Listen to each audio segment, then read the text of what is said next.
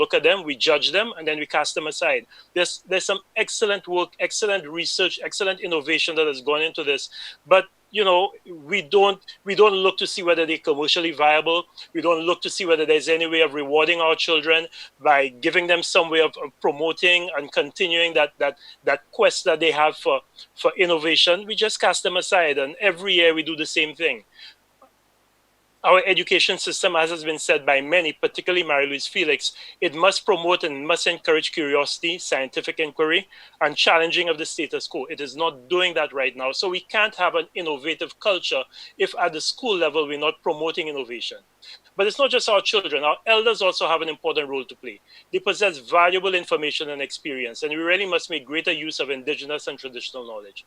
What we dismiss as folklore is actually the accumulation of generations of observation, of cause and effect data in several different environmental conditions by hundreds of informal researchers specific to our unique local conditions. You can't get more rigorous empirical observation than that, but we dismiss it as just folklore. But these things are things that our ancestors have looked at, and they've realized that there is a cause and effect. Why aren't we using it? We must free up access to information and data. I think many people, including Dr. Nils, spoke about access to data and managing data. Access to knowledge and information is a critical factor for the development of our society. We're not doing that. We're not making it available. Our governments must also recognize and value our natural assets. I was very pleased to hear how passionately Ricky spoke on this. Something simple like the featherless. Our featherless snake, the symptoms of a bite from the featherless resemble symptoms of some major forms of heart disease, and it may provide a model for future treatments. But that's not unprecedented. The first ACE inhibitor, which is used to treat hypertension, actually came from the venom from a Brazilian pit viper, which is a Bothrops species, same like our Bothrops caribeus, which is the St. Lucian featherless, but we're not doing any research into this.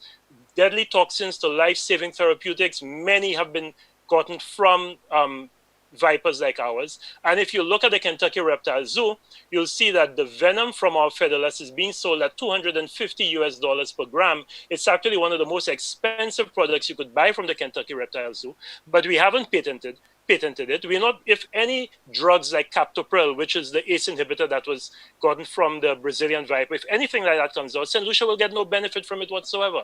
These are things that we need to be looking into. You go to Whole Foods or Holland and Barrett in the UK, and what products do you see there? Bitter lemon, bitter melon, kokum kuli, turmeric, chichima, ginger, graviola leaf tea from soursop, which is supposed to be a strong anti-carcinogen. And the nutraceuticals market is forecast to record yearly growth of over 8% per year, but we're not taking advantage of that. These are all products that we have in St. Lucia: Japana, Veven Lachewat, Gwenaba Fay, all of these things, no real research to see how we can commercialize them. Our banana industry has come from this. But when you go again into Whole Foods, this is what you see: all sorts of banana products, but yet we say we don't have a market for our bananas. Are we focusing on the right things? Are we introducing innovation? These are the things that we have to look at. We really have to provide consistent support to our innovators. We heard from Callis and Laura today. Callis and Laura, there's Joannan, there's Gillan, Chadia, Laura. So many have done really good work, but are we saying to our hotels that they must buy Callis's Life Cube and put it in there, because every single one of these hotels have problems with water availability? So are we encouraging the hotels to buy the Life Cube and put it in there so that they can solve their water problems? We're not. We have to invest heavily in our youth. I heard a lot of talk about having a research institute, but 4 years ago, I gave the feature address at the launch of the Vaughan Allen Lewis Institute for Research and Innovation. That was supposed to be the institute that would promote research and innovation in our country. What has happened to Laborie?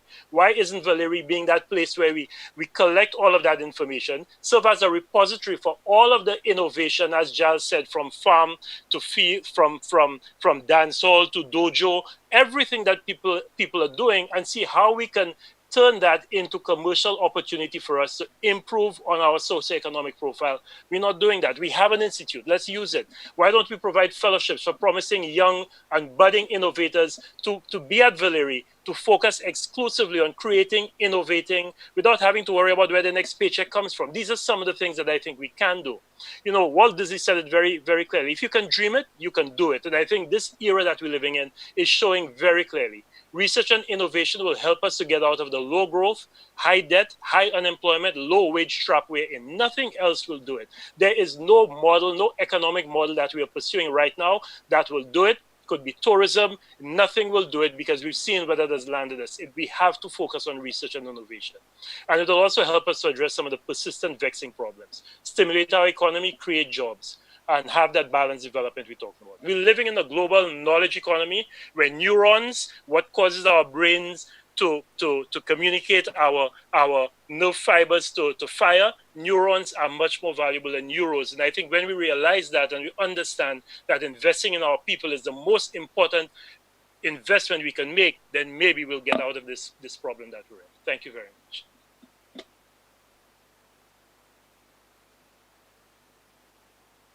A splendid reminder there from Dr. Jimmy Fletcher. And I think earlier we had heard from Dr. Cato, and he was saying, difficult, yes. Impossible, no. So maybe this is the time for us to rethink. Well, we move on to another section right now, and we are looking to hear from Dr. Whitney Henry, and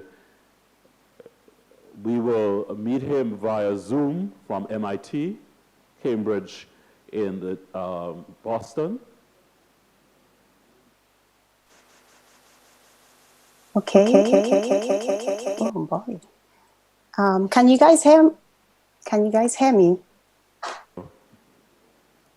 And we've just seen your presentation on the screen. So, Dr. Whitney Henry, please go ahead. Sure.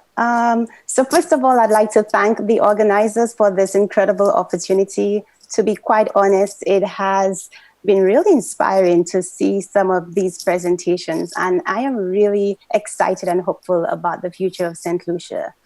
So for those of you who do not know me, I am currently a postdoctoral research scientist at the Whitehead Institute for Biomedical Research, which is an affiliate of MIT, which is located in Cambridge, in Massachusetts, in the US.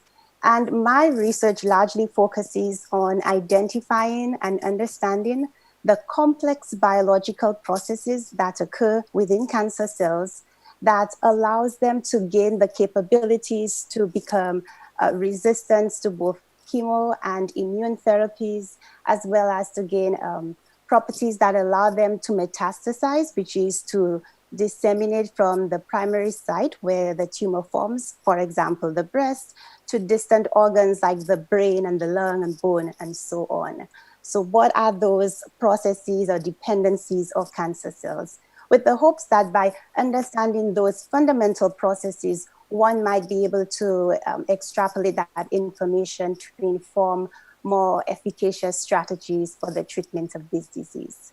And to do this, I actually use a very multidisciplinary approach. It involves very sophisticated molecular tools, advanced gene editing techniques like CRISPR-Cas9, which some of you may have known, may have heard of. I also work with extremely talented and smart people in the fields of both bioengineering, computer science, and in some cases, physician scientists. So right now, science is kind of moving into this collaborative mode, I would say, not only within academia, but between academia and the biotech, pharma, tech industry. So it's really an exciting time to be part of research, especially in the context of cancer biology. Now, in keeping with the theme and the mandate that was given to me by Mr. Romulus, I wanted to now shift gears a little and really tell you about my scientific journey and experience. And I'm hoping that for the young people, especially who are listening and watching, that this will inspire you and hopefully get you to think a little bit more about what research might entail and what a career in this area might look like. So I entitled my presentation Against All Odds, and I hope, and maybe at the end of this presentation, it'll become a little clear to you why. So it all began in the town of Beaufort, where I was born, and I came from very humble circumstances, was adopted and brought up by the birth family. For 7 years, I traveled from Beaufort to Castries to attend the St. Joseph's Convent Secondary School, followed by the Sir Arthur Lewis Community College. I then taught high school for about 1 year, a little bit at, I spent some time at SJC as well as at the Mikud Secondary School. After which I was very fortunate to earn a full academic scholarship to attend Grambling State University to pursue my bachelor's in biology with a minor in chemistry, with the goal of continuing along a more traditional medical career track. So I was contemplating whether I should become a medical doctor or a dentist. That was the goal, because this was really what I thought of when I considered the career options for someone who was formally trained in biology and chemistry. But it so happened that in college, I got the opportunity to participate in two transformative research experiences. One was at Purdue University in Indiana, and the second was at the University of Texas in Dallas. And really, these experiences allowed me to gain um, firsthand knowledge of what research entailed, what the lifestyle was like, and how exciting it was to be part of the discovery process, the creation of knowledge. It wasn't simply about regurgitating something from the textbook. In fact, I felt like the textbook had come to life, and it was really empowering to be in that space. Um, what this taught me, one, was that had I not been exposed to research, I would not have known that it was something that I could do and that I would enjoy doing. These experiences also highlighted the challenges associated with research. And one of the things that I'm very careful about was not painting this rosy picture about what a research career or what research really entails. It can be very challenging. There may be long periods where one can experience a lot of quote unquote failures and setbacks. There is a lot of delayed gratification in the process. And so one must have an attitude of focus and determination in order to succeed, and some level of luck, I would say. So fast forward, at the end of college, I actually changed my plans and decided to pursue my graduate studies, and went on to pursue my doctoral degree in biomedical sciences. Uh, Reluctantly, almost, I would say, I accepted an offer from Harvard to gain my PhD. And I say reluctantly because I was in some ways very insecure and apprehensive about um, kind of forging into this new unknown territory. Here I was transitioning from a small liberal arts college that's a historically Black college and university in northern Louisiana to a predominantly white elite Ivy League school in New England. And with that came many challenges, both intellectually, but more so psychologically. But as with many things in my life, I overcome that after undergoing a very steep learning curve, and by all metrics was successful in that endeavor. This has now landed this has now placed me in, I think, one of the best opportunities that a researcher could ask for, and that is working and being trained in one of the best cancer research labs in the world, and that is in the lab of Bob Weinberg. Looking back, I can say that I am incredibly grateful for the life-changing opportunities that have come my way. But two things I want to underscore to this audience and to the young people listening. One is the importance of exposure. So I came in and entered the US system and so on with one idea of what what one can do with training in biology and chemistry and so on. But it wasn't until I was exposed to this new area of research that I realized that this was something that I loved and I was passionate about and that I am good at. The second is the importance of having the right preparation to meet the opportunities as they present themselves.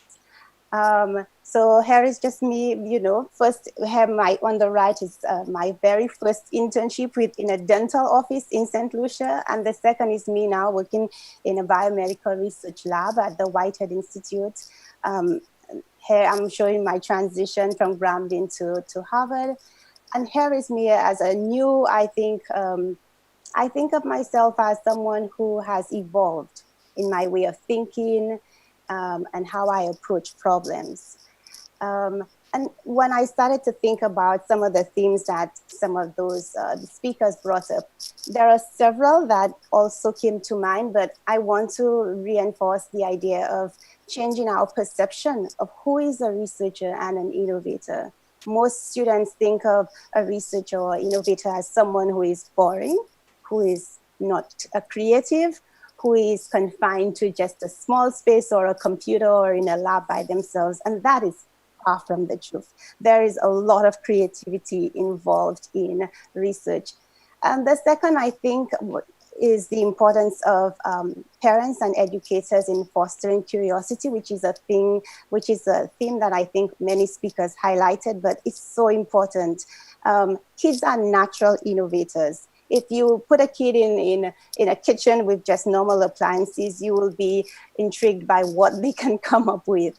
And so I think this is something that we shouldn't just dampen. We should encourage it. And secondly, is I think it's not too early to expose kids to the research methodology, because they do it. They look around the environment and they ask questions, but it's up to us to, I think, take it to the next level and to further develop those by asking them how to formalize their observations, how to ask the questions, how to test it, and how to communicate that back to maybe the parents or to the wider community. And finally, I think it's also important to incorporate real world applications of research and innovation. And it doesn't have to be specifically to the pure sciences, it could be social sciences and so on. And the last thing, on a personal note, is the idea that maybe we should rethink our metrics of success back home. It's not always about straight A's and top grades. And sometimes what that leads to is students being afraid to fail, quote unquote. And that is, being able to be risk takers and to push the boundary of knowledge is something that is so critical for innovation. And with that, I will end. And thank you again for listening.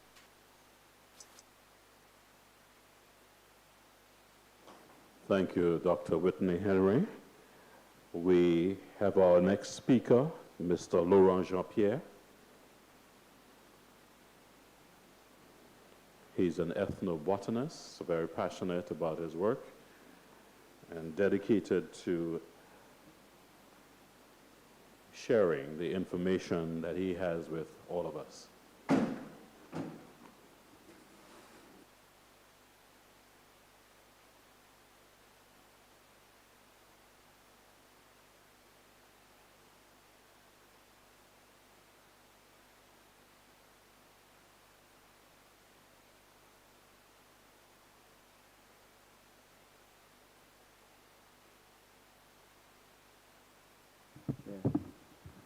Bon après-midi tout le monde, good afternoon, and greetings and salutations from the world of academia, science and technology.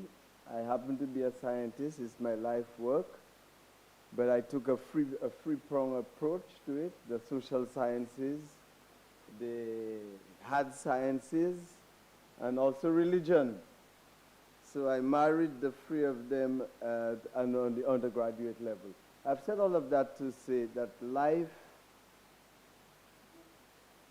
has two movements, and sometimes they're opposites, but you need both of them for movement. In every sense, you need to marry the two in order to get good results. C'est comme on a toujours dit, balier neuf, cabalier net, mais vieux balier connaît ses coins. New brooms sweep clean, but old brooms know the corners. So we need to marry things in order for us to come to a solid conclusion. In fact, God said it many years. He says, life in its truth seldom lies in the opposing forces, but in the reconciliation of the two, when you bring the two forces together. Now, I've said all of that to say that my work has been marrying traditional knowledge and conventional knowledge. That is the bedrock of my research. Looking at what's within our traditions, what we have, what belongs to us, and researching it. And that is what I want to encourage here this afternoon in terms of the what you call the topic on the discussion, the discourse that we are having with ourselves. And it's something we call in academia roots redux. You go back to go forward. You look at what you have, what is in your immediate present, so that you could interrogate it, you could study it, and then you could move into a new direction. So I want to present some of my research in terms of the Jardin Creole, medicinal plants, looking at what we have growing in our backyards, how we solve our problems in terms of food security, food sovereignty, and food safety, based on the body of knowledge that we have at hand. Like Giles said earlier, what we got from our ancestors, what was in the savannah, the fishing techniques that we cannot just throw away. They're part of our body of knowledge that we should interrogate and glean from it. We talk about science fair. I've been doing science fair from the beginning of science fair. You know, with the schools, extracting essential oils. It is science, how to make coconut oil, how to make castor oil. This is science. You know, and our grandparents did it. I used to go make furring with my grandmother to transform a root crop that is toxic. If you eat it in its raw state, it has cyanide, but to transform it from this toxicity into something that is edible and that is good for us. It prevents colon cancer. In some societies, they've done research and found there was very little colon cancer. In fact, none at all in some part of Africa. And the researchers found that because of, among other things, the diet of cassava. And by the way, cassava is a marvelous plant. It grows in all kinds of conditions. It's a drought-resistant, salt-resistant. And that was a gift to us from our Kari brothers and sisters, or our Karinago or indigenous people. They were handed down to us, and we have mastered the art of extracting the toxicity and giving us food that can be stored. Ça can live en terre sec. It can live n'importe côté. Il pas besoin de l'eau. It's salt resistant, drought resistant, as I've said before. So I could go on and on, but what I want to promote there is the concept of the Jardin Creole. The Jardin Creole is the garden that we have around the house. It is based on its composition and its position, where you put things and where it is established. And that is good in the event of, or in this current climate of COVID-19 and the climate of climate change. I think we need to rethink and look again at what we have as a people and research it and build on it. And there are several things. I could go for several examples. As a matter of fact, even our naming of our plants. I'm a taxonomist. I'm a plant researcher. I identify plants and name them based on two models. The Linnaeus model of taxonomy. But I also use our traditional model. And you might, when you do deep research, you find we have a binomial system of taxonomy in our own Creole taxonomy. This is bois d'orange. A binomial system. It's the bois and the d'orange. D'orange means it's orange. It produces a dye. So we are saying something when we speak of our plants. And the scientific naming of plants as well. So it's the balance. We need that balance in research. And that is what I come here to talk about. The broom, clean, new, balance. Let us find that health, like Tagore says, is truth never lies in the opposing forces, but in the reconciliation of the two, in balancing the research methodologies. and using all that we have. Sometimes we abandon our traditional knowledge and we go and flirt with conventional knowledge. I am saying let us marry the two.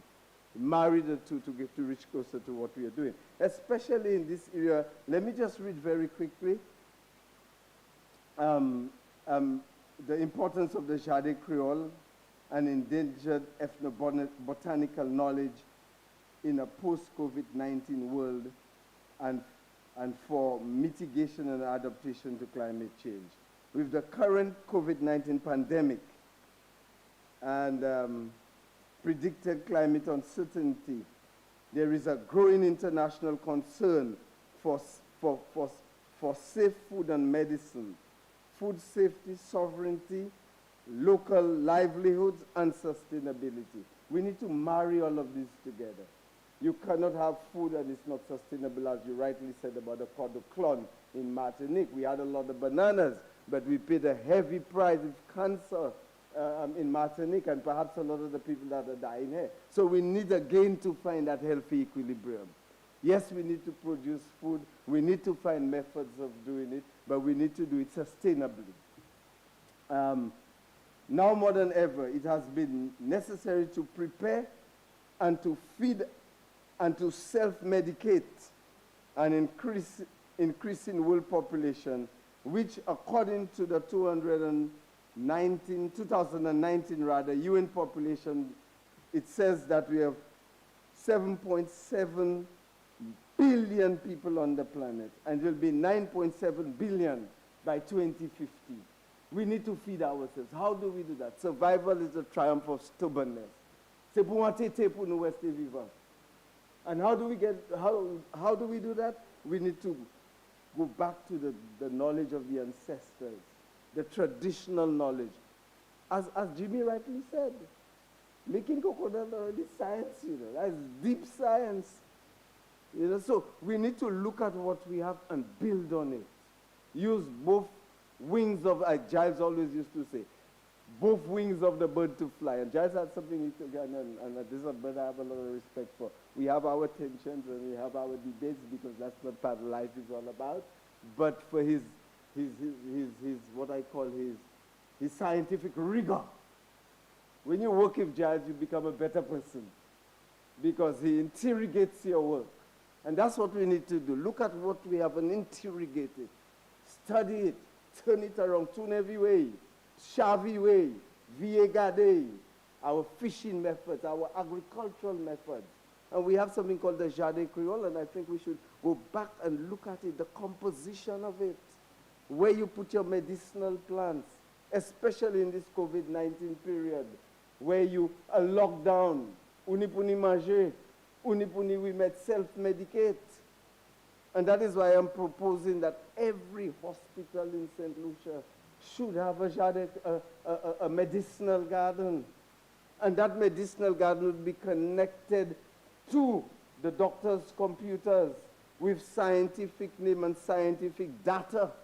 So that when the little Mali become doctor, medical service, go popon, ebe fei kosol, you could just put in your computer, you have the garden there, you authenticate that this plant is what the lady is talking about. We doctors in some medical service. You go on your computer, you open it up, there's all the botanical data. There's all the biochemistry of the plant. So the doctor can now better administer onto that patient.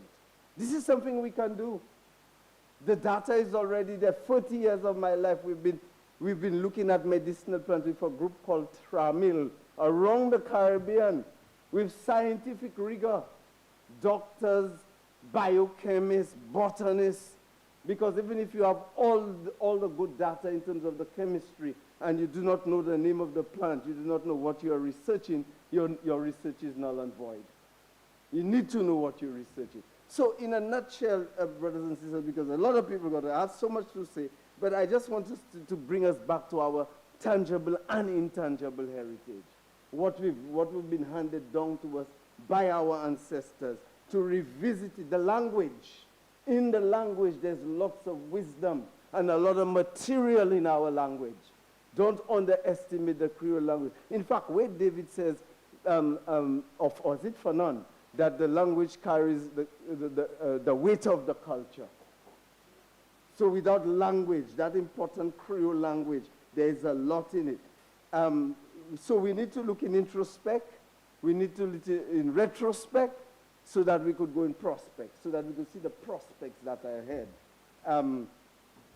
As I said, the landscape, the language, the landscape, the land, the seascape. So it's about the biosphere and the ethnosphere. So when you marry these two spheres, then you have results. You see, the biosphere is what's out there naturally, but the ethnosphere is the body of knowledge that you extract or you impose on the biosphere, or you glean from, for your own, our entertainment, our enjoyment, but most importantly, our survival. That's what it's about.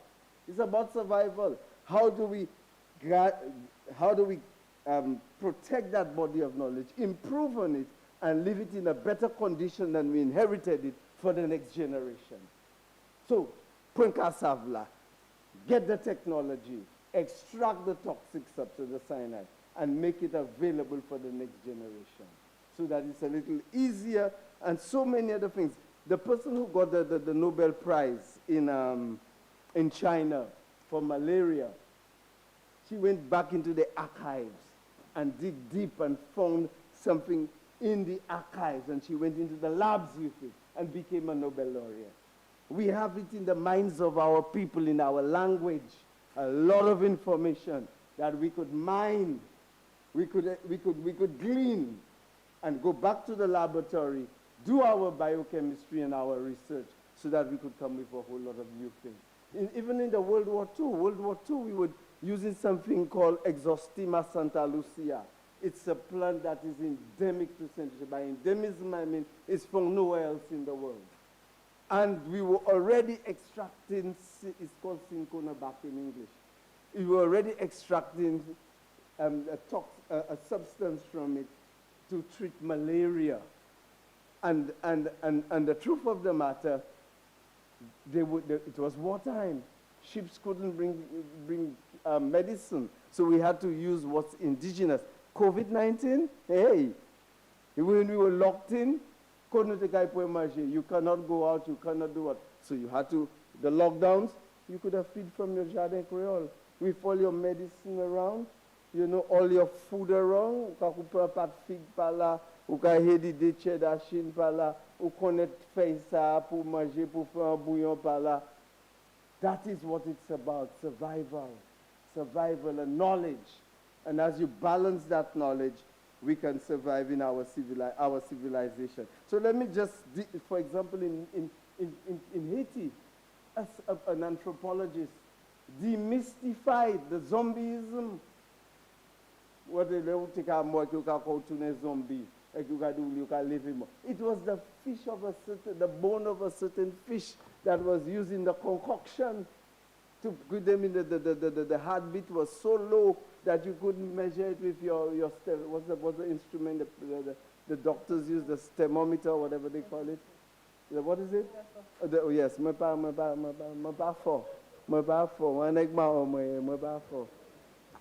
so I am saying, when you take all of this thing and you put it together, you realize that we have a lot of knowledge, a body of knowledge. And the anthropologists found out that you go so, your heartbeat lowers so much, it's like you're dead. And after a while, when it wears out, you can come back alive. And it was Wade Davis who demystified that. He worked in the Amazon as an anthropologist and in Haiti to find out. So that biocultural heritage, people, we need to guard it for our life, and I'm glad we're doing that. Our wild plants, our local community, the indigenous people and their knowledge, they know about weather. You could determine weather by the changing of the leaves and so forth, the taxonomy. As I said, we now have a Caribbean pharmacopoeia that we've been studying for 40 years. Leaf baths, let's research these things. When you're a child, you take a BOAP. Go back to it, take it to the laboratory and authenticate it. And I could give you so many. Local dyes. We don't do local dyes anymore. There's a whole industry out there with local dyes. Roucou and bois d'orange and campeche. Campeche is not only for baking bread, it was planted as a red dye. It can give you a dye, hematoxylum, it is called. And so many, chinitwef. Who's doing work on chinitwef? Something if you're poisoned and you drink it, it take off the bile and make you vomit it. I am a living experience of that. When I was a child, I was dying one Christmas day. I couldn't eat my malad. They give me a little shot of shinito. I just vomit feel. And right away it was like yellow, like a mango, a ripe mango. And in a little while I was up and about dancing and enjoying myself. So brothers and sisters, I have a lot to say, but that's not the time because a lot of more people got to speak. But let us feed off the past in order to face the future.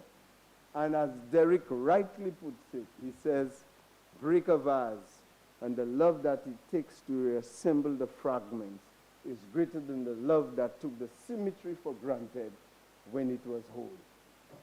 I thank you. Dr. Jean-Pierre, thank you very much. Krista Henry, she's on Zoom with us. Krista?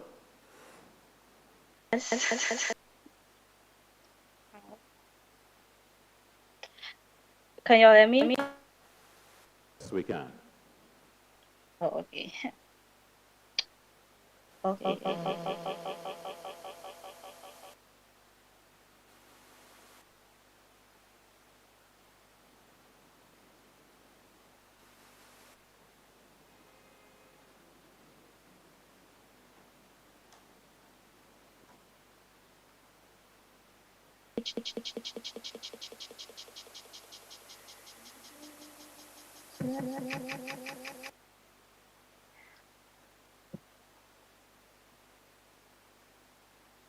Are you there?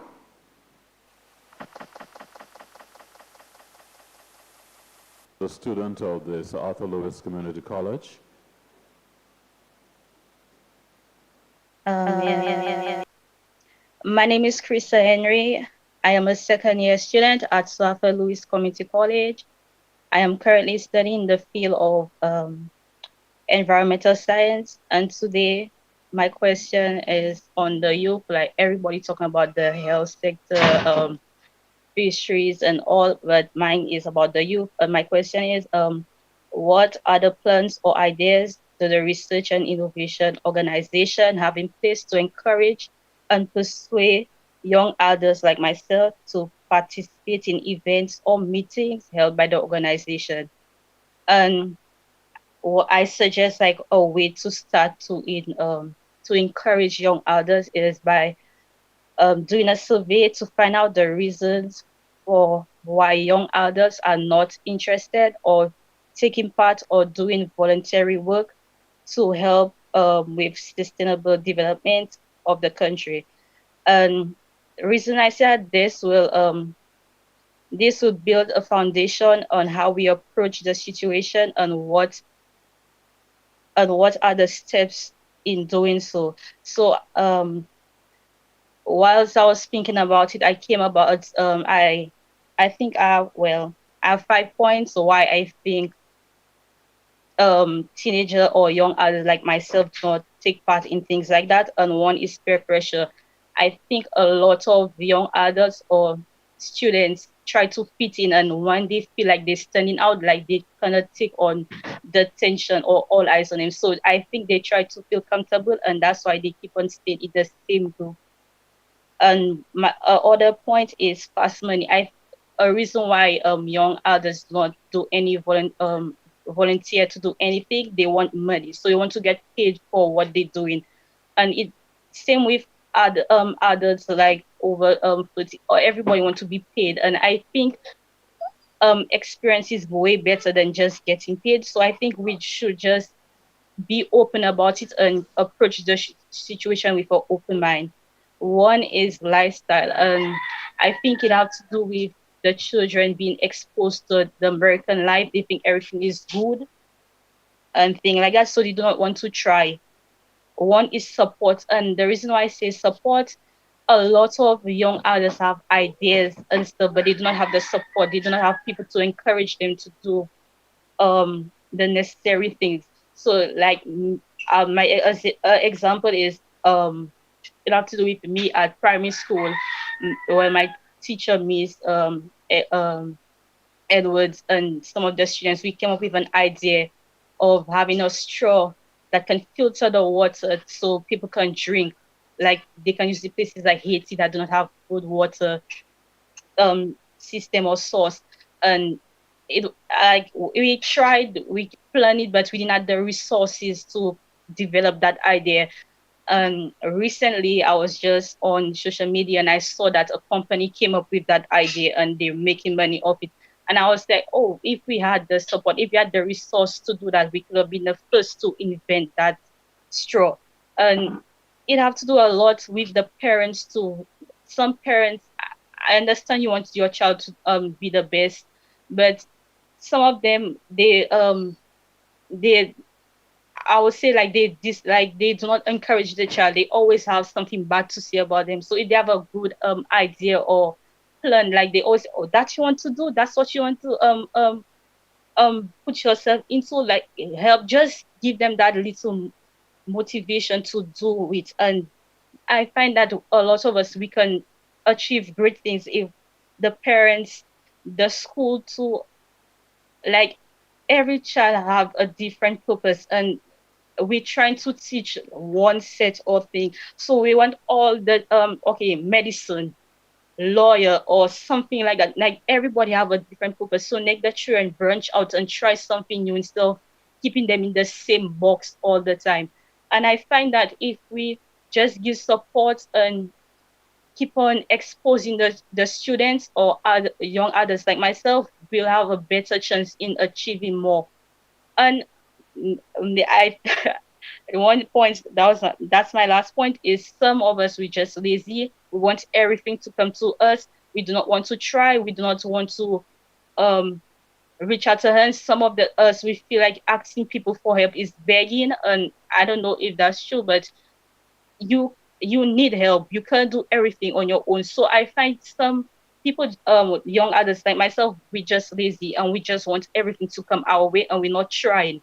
Even though we have the idea, we say, me now do that and things like that. So I find that if we have the support and we ourselves just do not be afraid to feel like we'll achieve greatness. And that's all I have to say. Thank you.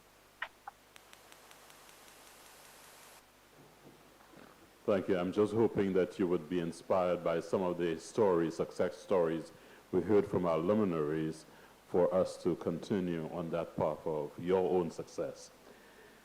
Next is Miss Diana Thomas.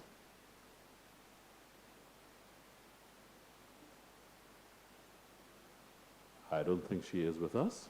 So we'll call on Mr. Camuel Jabaptiste, and he will speak about agriculture.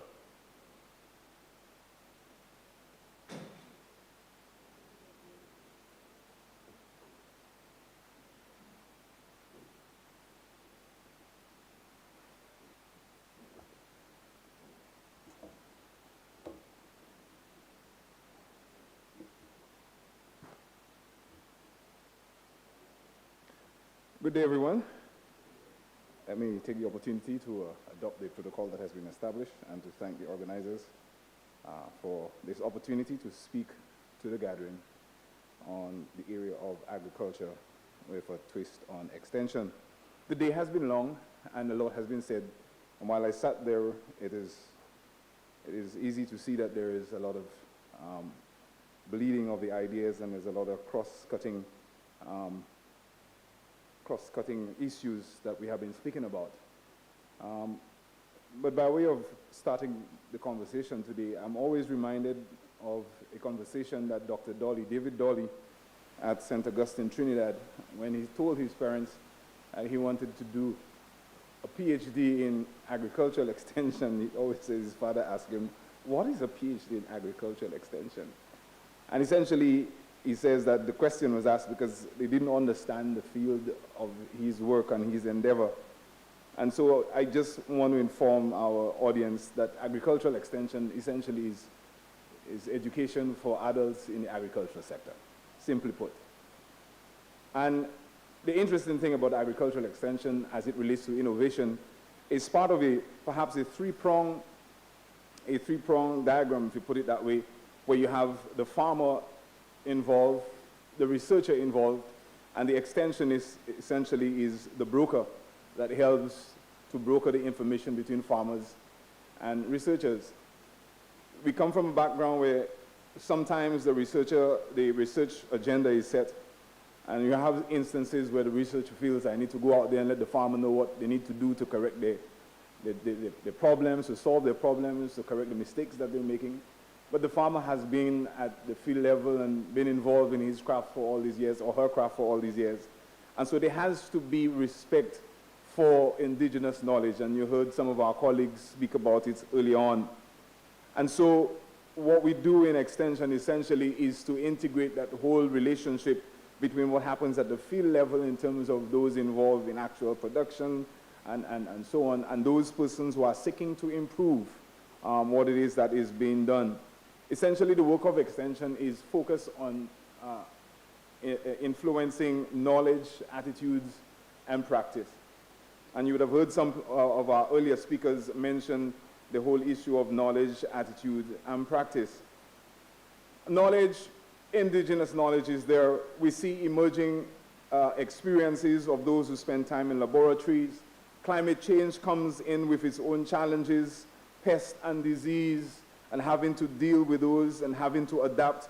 And so while the producers and processors are heading in one direction and are being faced with those challenges, and they have their own ideas as to how they're going to solve these difficulties, the researcher is also there to provide support. And so what agricultural extension seeks to do is to get researchers and farmers involved in what we call participatory rural experiences. We go into those rural areas and we use what we call participatory rural appraisal, where you get both researchers, extensionists, and producers involved in an interactive process where we seek to identify what are called felt needs. Those producers, those processors, those livestock rearers, what do they feel are their own needs and challenges? And in the process, draw to their attention what is generally referred to as unfelt needs, and using participatory approaches to engage all the players in a process where we identify solutions that are amenable to everyone in the process. One of the things that agricultural extension is challenged with, and also farmers, is often you find that sometimes researchers come in and they're the rural tourists. We spend a little time, we gather some basic information, we formulate solutions, and we want to feed it back. But very often these fed back solutions are not necessarily readily adapted. And if you read the story about the humble potato in the Peruvian heights, you'll see how that process went through over time. And so it is really important here that we allow the knowledge users, the knowledge generators to interact at a place where there is opportunity for development of ideas and solutions.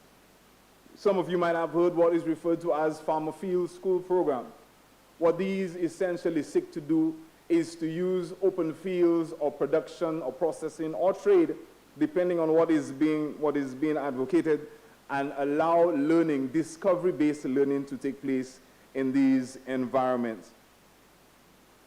Knowledge, the attitudes also we seek to influence.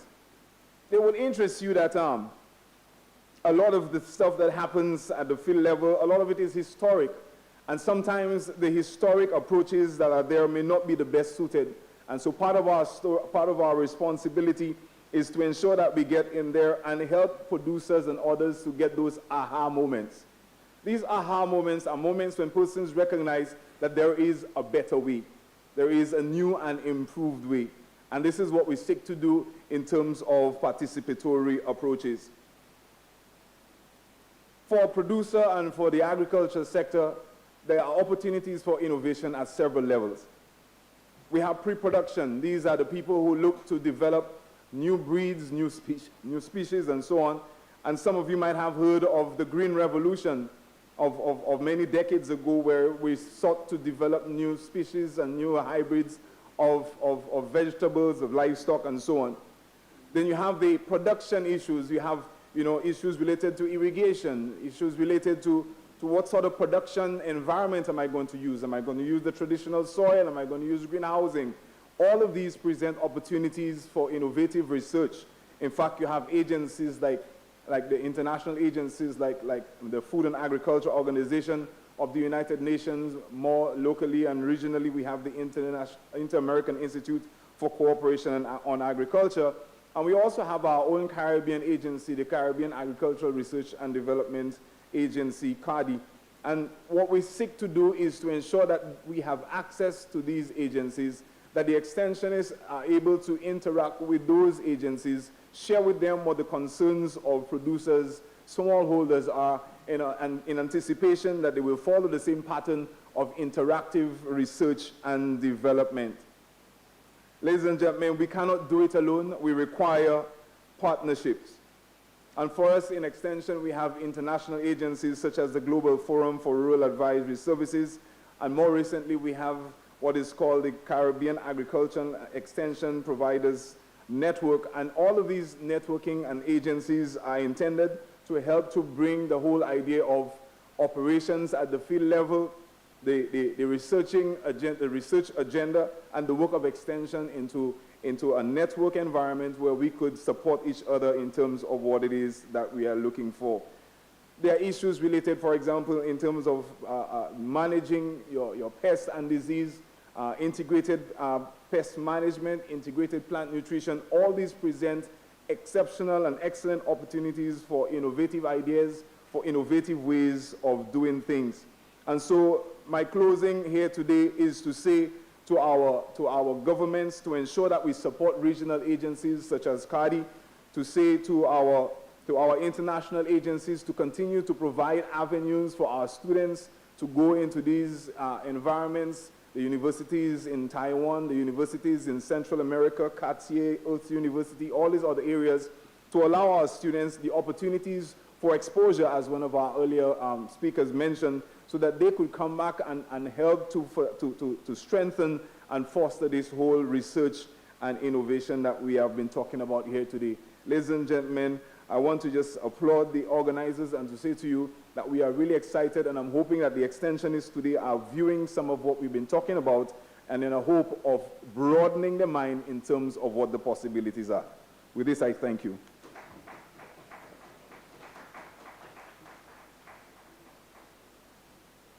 Thank you very much, Mr. Baptiste. So very important in these COVID-19 times.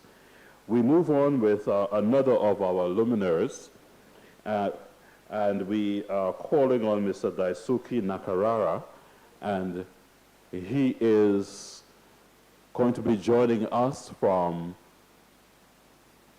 Washington State in the United States. You would have heard Mr. Romulus speak so excitedly about the cooperation that is in the works. Are you ready, sir? Doctor?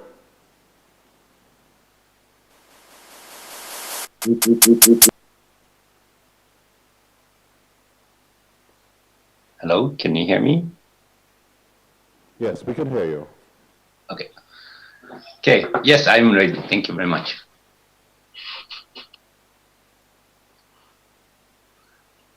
Yeah, I'd just like to share my screen with the quick presentation.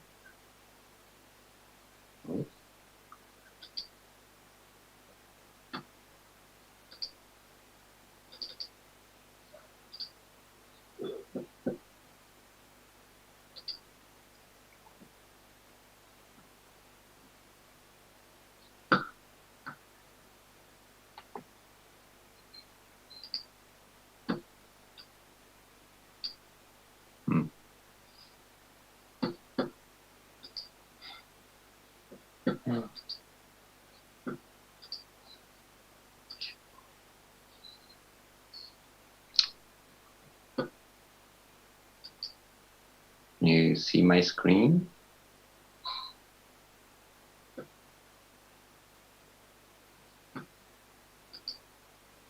Hello?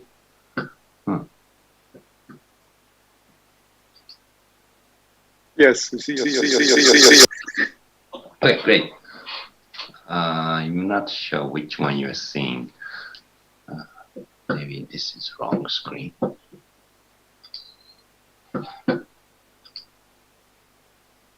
Okay, this should be better. Hi, my name is Daisuke Nakahara. I am from Microsoft IoT sales team.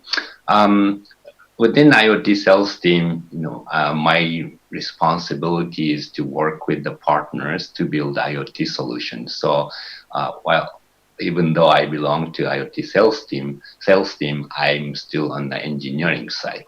I met with Giles about 6 months, almost a year ago, through UNDP Yoko Watanabe, and we started a few pilot programs. And I just wanted to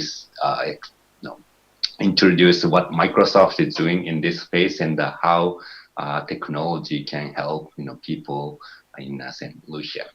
So last 3 to 5 years, IT industry or tech industry has been focusing on IoT. So on the left side of this cycle adaptation life cycle, this is all technology companies, and we've been trying new technologies, new use cases, and how we can make people's life better, so forth. And now we are looking to see how this technology can enter into mainstream, meaning how IoT can benefit, people like average people can benefit from IoT and other technologies. Now, in a world of IoT, it also includes, machine learning, AIs, and all the fancy word you hear these days. And those will, we hope, to help people. And in the past, if you look at the personal computing, today, a lot of people, they don't realize how much benefit people are getting from, PCs and smartphones, all the technologies. Like about 20, 25 years ago when I started, Microsoft, people are surprised to see like ATM machines or running on Windows, for example. And those days, majority of people, especially senior people, didn't know how to use ATM machines. And they went to the bank, they, met the bank teller and get the cash or put the cash into their account. But now, after 20 years, people know how to use ATM machines. So that's, just one of the examples. But over time, technology, people will adopt the new technologies.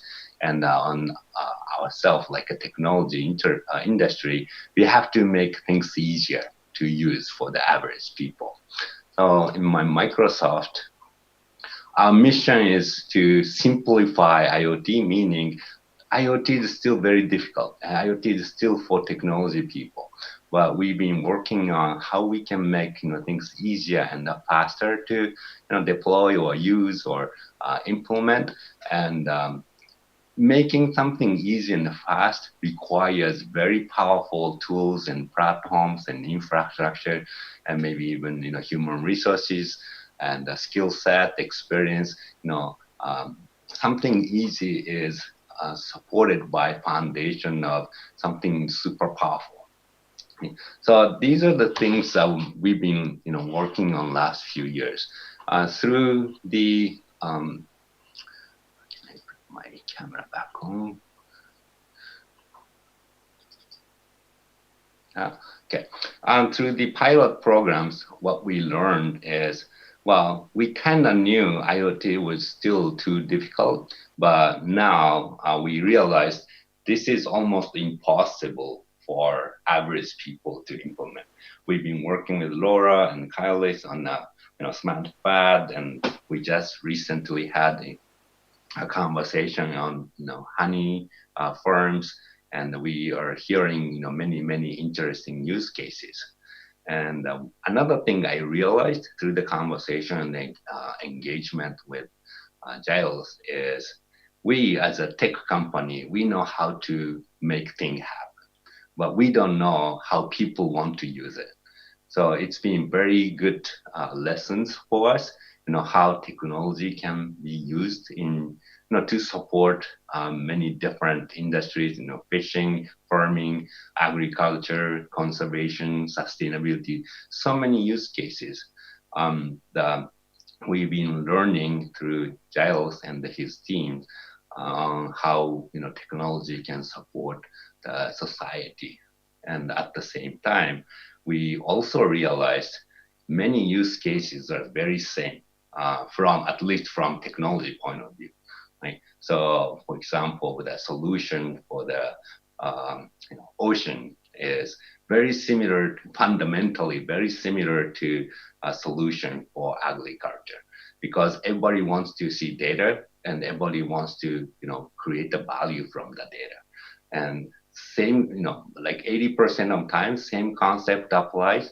Now, of course, people like to have a different UIs and new tools and the different views, but those are some minor customization we have to make.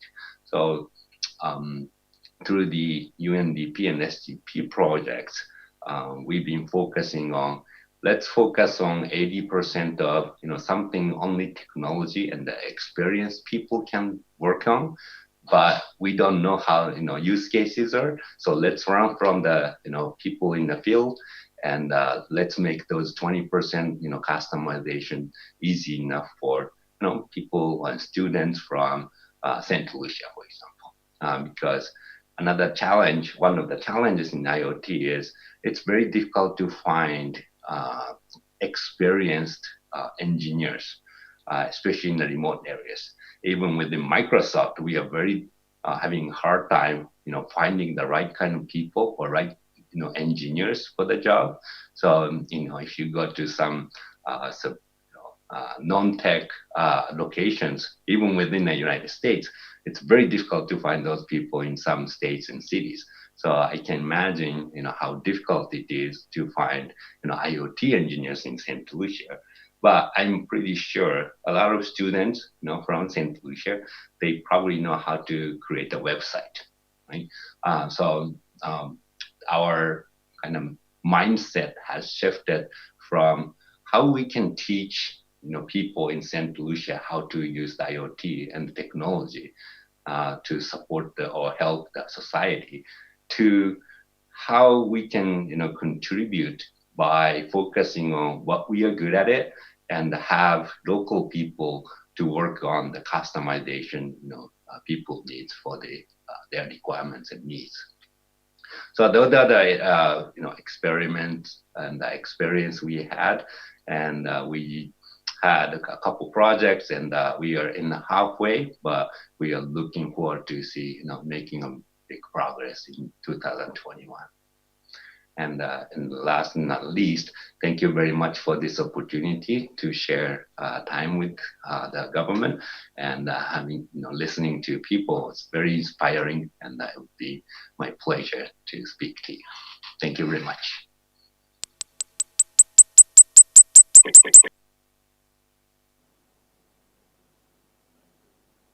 Thank you, Doc. Our speaker is Miss Catherine Seelys. Her area of interest is gender, but I think the society as a whole concerns her. So let's hear from Catherine Seelys, please.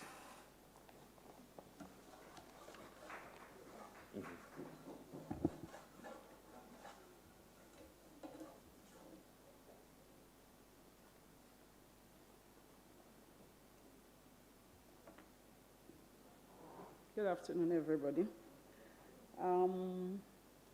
We are here for two reasons.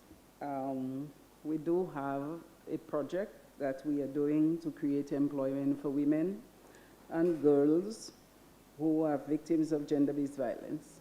It is a project partly funded by UNDP, and it is an agro-processing facility where we were looking to create food products for sale and to create sustainable employment for women and girls. I think my task here today is to talk about gender. Where are we?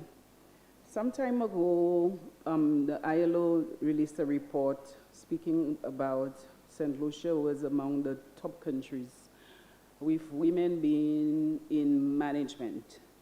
And at that time, I think all women who were in management put a feather in their cap and threw up their chest and said that we had arrived.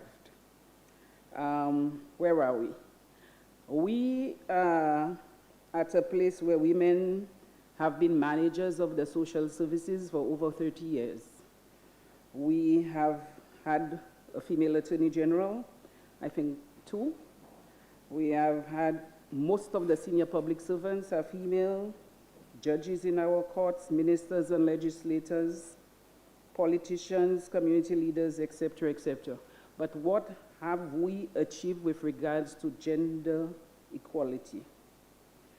There is still ambiguity and a lot of confusion around the age of consent for girls. We're not sure if it's 18 or if it is 16. Girls can be sexually active, but they cannot access birth control, go to the doctor on their own. They cannot vote. They cannot sign legally binding documents, but they can be sexually active. Women are still asked for their receipts to prove that they have contributed to assets in a relationship when they go to the family court to look for relief. Women who file for divorce are still victimized by both the system of justice and the laws administered by female judges in the courts. We have cases where the divorce had been final for at least 2 years, but the man had not held up his end of the bargain dictated by the court for child support and separation of assets. Rape of children is still being referred to as sex with minors in our criminal code and in court filings. And, but we have, as a country, a predominance of women in critical positions for the last 30 years. A rape trial is still like an inquisition during the witches' inquisition in the 1900s for a woman, from disclosure to trial. And our women has not seen it fit to do something about it, but we are still senior managers in every aspect, be it in the public service or in the private sector. Where are we with respect to the Sustainable Development Goals? Goal number 1, poverty reduction. Goal number 2, zero hunger. Goal number 5, gender equality. Gender equality is a buzzword that we use when we want to get funding from international organizations and when we want to calm the nerves of international organizations that complains about gender equality, gender conforming, and things like that. Where are we when it comes to decent work and economic growth? SGD 8. We have women in St. Lucia who leave Beaufort, travel to Castries and work for $250 a fortnight. We have women who work with very prominent hotels and they call our organization for help with food. And I noticed during the week somebody posted a job receipt, a salary slip that said the person went home with $250. And everybody fell down on the person and said, well, how many hours did they work? Nobody pays that amount of money. They work for 12. Well, we have news. The hotels pay between $3.07 to $4.57 an hour. And there are women who work at the hotel every day, and they go home and they do not have food to eat. So I noticed that it was like a re-victimization of the person that were being underpaid, and not a question to the authorities like the Labor Department, the Ministry of Tourism, and the respective hotels that were involved. How might we look at innovation and we look at research to reduce domestic violence, to reduce sexual abuse of children? It is something that has been on the rise, specifically now that women have lost their jobs. We had over 18,000 women, 18,600 and something people who lost their job due to Corona. And out of this, 70% of them were women.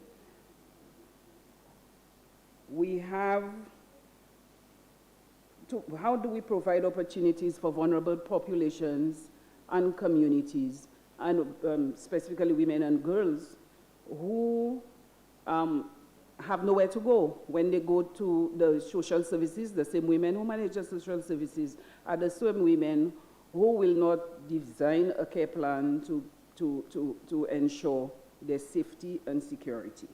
But we continue to be very proud that the ILO has said that we are at the forefront when it comes to women managers. But we must ask ourselves the question, where are we with gender equality and the safety and security of our women and girls? And generally, how do we eliminate inequalities in St. Lucia? While COVID-19 has exposed a lot of our vulnerabilities, I have to say, and I don't think it's a surprise to anybody, that COVID-19 did not create our vulnerabilities. It simply exposed it, and how might we use the opportunity to do better and to use innovation and research to come out of this crisis a lot better. I noticed that even when it comes to submitting a document to the Ministry of Education to pay a bill of $250, you had to print it, sign it, and hand deliver it. They would not accept it over email because they don't accept scanned documents. We are still where we were in 1974 when I was still in Belvedere Primary School in Viewford. Gender equality must be something that we aim to achieve, not something that we use conveniently when we think it's going to bear some fruit. We are at the time where we are still asking girls to behave like girls, but at the same time, we continue to ignore the very conventions and protocols that we sign at international meetings and say that we are right up there with the rest of the world. Today, we heard a number of people who have achieved things that we read and we attribute to people out of North America and Europe. And you know, it's exciting, but it's also sad at the same time, because here we sit in St. Lucia, cutting people leg and limb left and right when we have people who have the technology to save with a simple procedure. So while we speak of gender equality, we have not made any strides, as women are still at a great disadvantage within the system of justice, the system of legislation. And while women are very proud that they are senior managers, they are everything, they probably do have very big positions, but I always doubt that they have the power that comes with the position to create the change that is necessary so that we as St. Lucian can be proud of being women who has engineered change in our society. I thank you.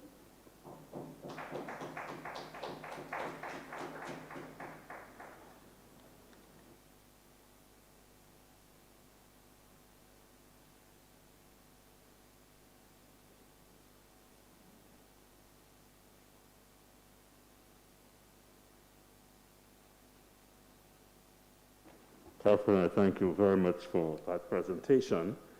We're moving on, Mr. Felix Herman, to speak on agriculture. He's not here.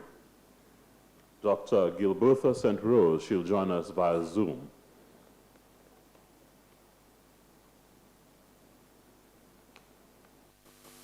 Yeah, thanks. Thank you very much. Protocols haven't been established. Yeah, I wish to thank especially Mr. Romulus for having me on here to share and participate. I enjoyed very much the presentations before, and it's good to hear, you know, all the updated things that are happening. It's very encouraging and gives me more reason to persevere. Yeah. And I was very happy to hear my colleague, Laura Jean-Pierre, you know, expounding, and we continue the passion and we continue to move forward. So today I am going to be speaking on this visioning sustainable futures. and I'll entitle it The Need for Integration with Eden Herbs Limited. Yeah, some of you know me. I'm a dermatologist, herbalist, and integrative healthcare specialist. Integrative is when conventional allopathic medicine is used together with traditional medicine, in this case, herbal medicine. So, and I'm also the managing director of Eden Herbs Limited. So today, hope you're hearing me well. Is everybody hearing me well? And see my screen?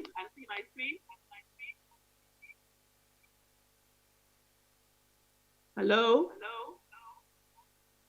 Is everybody hearing me and seeing my screen? I can hear you, I can see you. Yeah, thank you. Okay, I'll continue. So the objectives of my presentation, keep it vibrant, keep it participatory and inclusive is the objectives of what I intend to do. And then the goals are to inform, educate, and to motivate for use.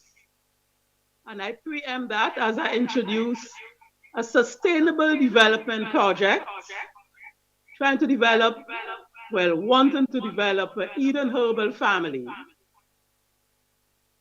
And I just want to talk a bit of Eden Herbs. We have been producing in St. Lucia since 1996 by myself, registered in 99, exporting from 2001, and you can check us on the internet, edenherbs.com. And the products we produce are drinks, teas, creams, oils, capsules, and powders. And these are products used for common ailments, over the counter, and can be used with other medications. So we have a list of drinks here. I'll run through them because I know the time is short. Some of you must have seen them. Purify and tonic, our traditional cooling is the commonest one that we sell. And we have a range of capsules, a whole list here, and you can see it on the website, some more here. I just put the moringa on the screen because now in this time of COVID, everybody should be using moringa. And this is the capsules. We also have it in powdered form as well. This is what the tree looks like. And luckily we have it all over the place. The Indians had brought it here, and then some years ago, my friend and I, we started propagating, and thank God we have lots of moringa now. So it's nutrient-rich dietary supplements containing amino acids, antioxidants, vitamins, minerals. Very good for boosting up the immune system. So you can see it's quite a good product for our COVID climate. We also have the Animu Gully Roots, which is one of our teas. And I list it here because it's also good for boosting up the immune system. We have a whole list of creams. And I highlight one here, the citronella. A lot of you must know of lemongrass to prevent the insect bites. Now we're into the dengue season, and it's very good insect repellent. So that's our creams. And then we have oils. We have a neem oil. We have a sanitizing oil, also good for sanitizing surfaces and for diffusing in the environment. We also make a sanitizing lotion. So as I introduce the concepts of this project for the Eden Herbs family, the methodology I would like to inculcate is the fact that persons need to know themselves. So one knows themselves in terms of their needs, take responsibility for one's health. Don't be too dependent on the system, and becoming and remaining knowledgeable on health issues. So one needs to become and remain motivated, become and remain empowered, and become and remain disciplined in that venture. It's an everyday event. So in doing the above, we do it at the family level where we can share experiences with one another. We can plan together, we can cook together, eat together. And as we do these things, we get to learn our herbs and foods. At the community level, we can share seeds, planting materials, supplies, produce. And we can market together, and the concept of the community gardens. We can have educational seminars and workshops and invite and participate in community activities all around herbs and food. And of course, the cooking and eating sessions. Persons always like the cooking and eating, and maintaining good health is a good objective of living. At the state level, we would like support and get subsidization of the inputs for production and also marketing and sales of the produce. And you can even have national advertisements. We have our national television station and other friendly local channels. And then incentives to facilitate local production and sales. At the state level, very, very important to incorporate and integrate the use of the herbals into the healthcare system. In the education system, we look at the school gardens, and there, in addition to foods, you have herbs. Incorporate them in the school feeding program and home economic classes. You use the herbs and you serve teas. Remember, you can make a tea and then cool it down or just drink it with or without the juice. And build an appreciation and stimulate the tastes and desires for these local foods and herbs. There are some communities where persons survive only on what they grow in their vicinities. In the education system too, we'd like to see our public health education, the Ministry of Health and Wellness, educate persons. And I saw Mr. St. Catherine in his survey really got from the people that they need to see more in terms of health education, health research, so they can know what to do. A lot of people are lost out there and too dependent on sitting in health centers, waiting for paracetamol or things they could adjust for themselves while they look at, the wheel of wellness. And Dr. King did put up the chart of the wheel of wellness and wheel of health, wellness. And one needs to be quite aware of what that wheel of wellness is so that it could be executed on a daily basis. Very, very important, we need to educate our health professionals. Because when the persons get to know the goodness of the herbs, they use it, they go to the health practitioners. And because the health practitioners have not been educated or don't know about the herbs, they are too easily telling them don't use it. And this is very, very sad. In fact, creeping into criminality, because it's part of the responsibility of a health professional to be knowledgeable on these basic things that the patients know. So in terms of the education, we want to see it in the curriculum, in the schools, in the agricultural programs, in the farmers' organizations. And here's an appeal, please, please, keep it organic. I know we need all the certification for organic, but towards being organic. Let's not poison ourselves with our food and our herbs. So we need some policy imperatives. And these policy imperatives, we need to encourage, implement, and facilitate healthy living means and practices. Remember I say the means because you need to afford it, and the practices to be educated of the practices. Then we need to integrate the herbals into the healthcare system, and we have to look into the import reductions. The food import bill is much too high. And unfortunately, we are lots of times importing poisons, which are making us more ill, waiting for drugs and other medications to put it right. So let's do our own foods, cut down on imports, and keep it organic. More policy imperatives, like I said, introducing the herbals into the National Health Drug Formulary. We need to develop a Caribbean herbal pharmacopoeia, and we need WHO, the World Health Organizations, and PAHO to assist us governments to integrate the herbal medicines into the healthcare system. And PAHO, I know PAHO is ready to intervene to help, but our Ministry of Health need to ask them. They need to ask. They won't just come in and do it. And although, they might be reluctant, but if we ask for it, they will, because it is part of the mandate of WHO, as has been stated in the annual meetings. There are countries like Brazil who have integrated herbal medicines into the healthcare system, and they are ready to assist, but they need to be asked by our government. I lament a few years ago in West St. Lucia, Tourist Board, there was a big trade conference, and Brazil and other countries were here. And Brazil was all ready to assist us, but I tried to get the Ministry of Foreign Affairs just to write a letter, tell them, yes, come, we're ready. But it didn't happen. It didn't happen.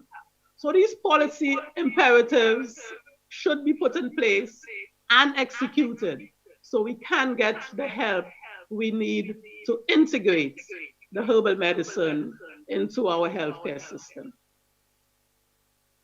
So we need incentives by our government, and we need exemptions on import duty on certain things that we don't get here, and also income tax relief. We need assistance with overseas marketing.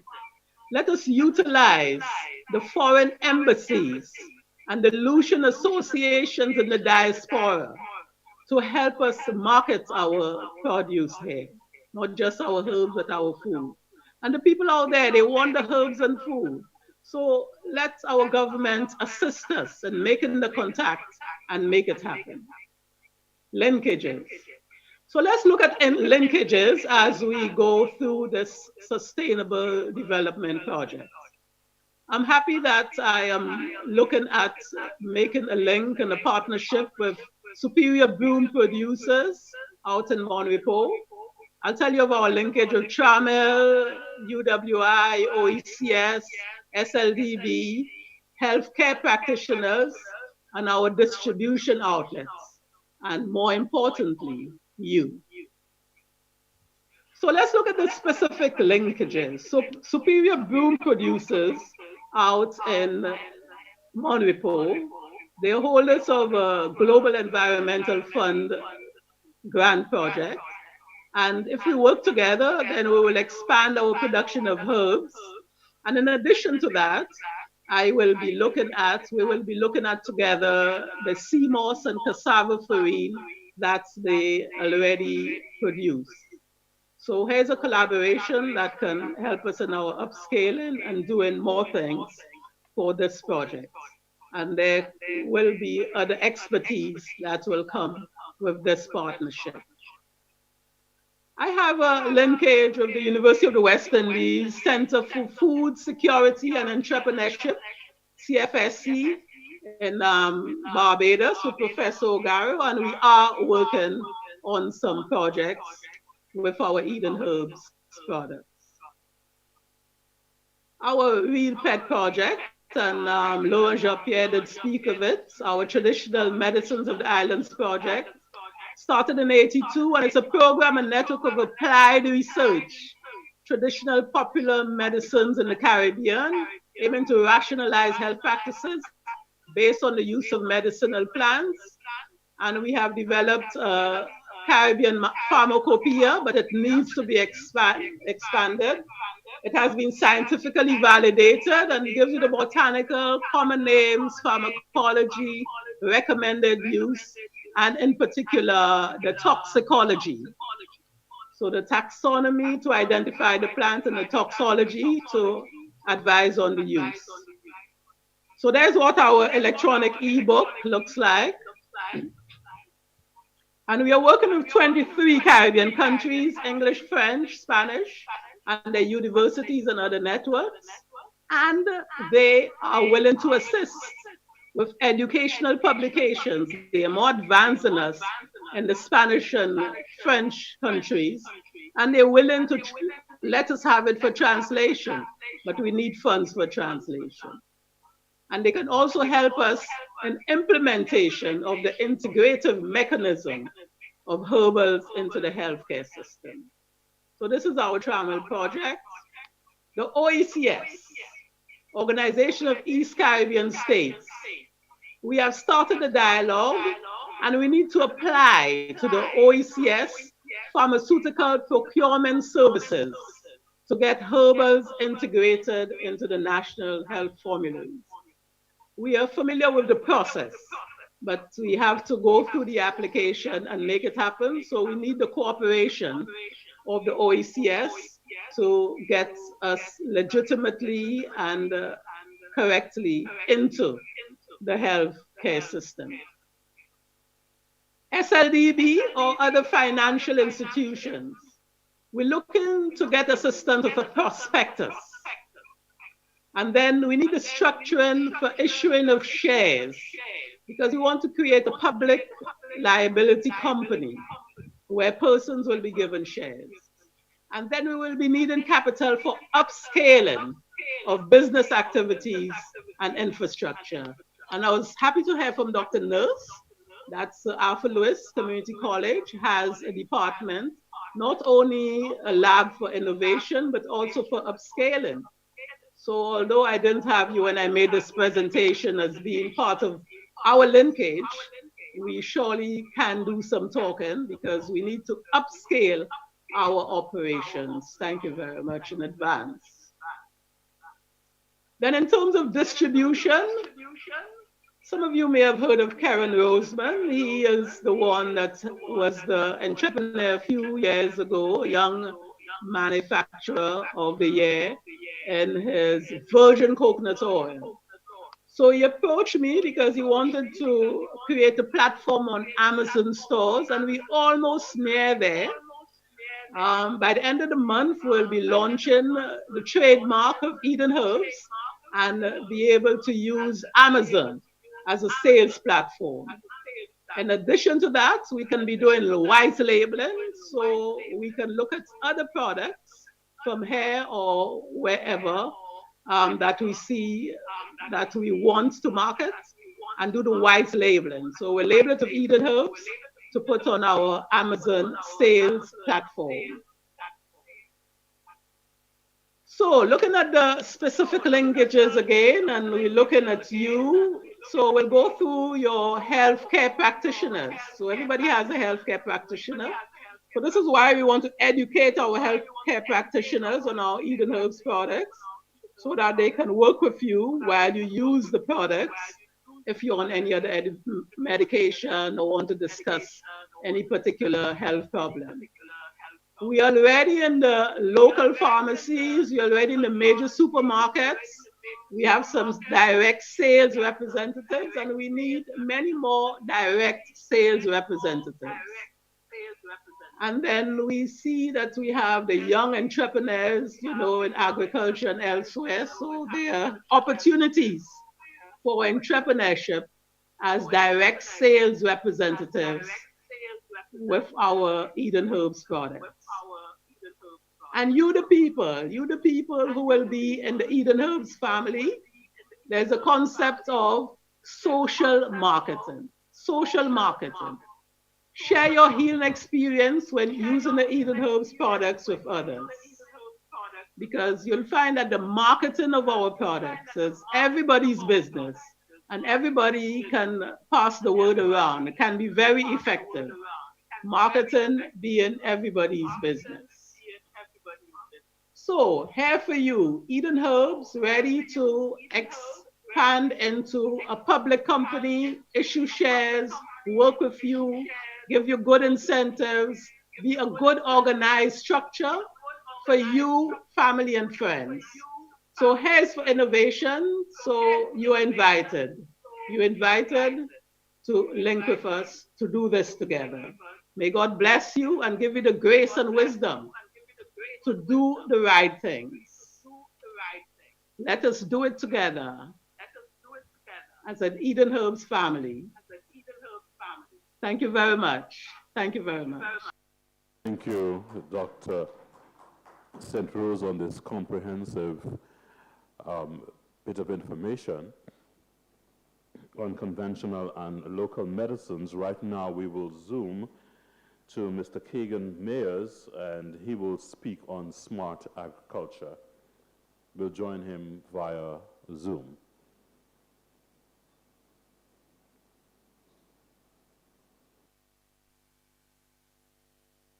Good day. I would like to adopt the protocols established and like to thank Giles and the team for presenting another knowledge fair. So I know time is limited, so allow me to be quick. I believe for the most part, people are aware of smart agriculture, the idea of bringing technology and innovation into the agricultural space to improve yield and improve market response. And my name is Keegan Mayers. I am the chief grower and proprietor of Nature's Key. It's an organic farm in Laguerre.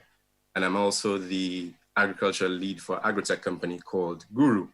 Thank you, Mr. Ogier. You actually gave us a nice bit of PR there. We have launched the market platform in conjunction with Massey for the beta run.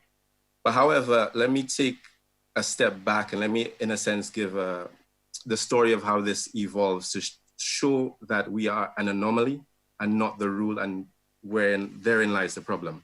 In 2016, I charted this platform and I took it to the Ministry of Agriculture. And I'm not knocking any government exactly, but I just want us to understand, just get some context here. So we spent 6 months hashing out how this could work.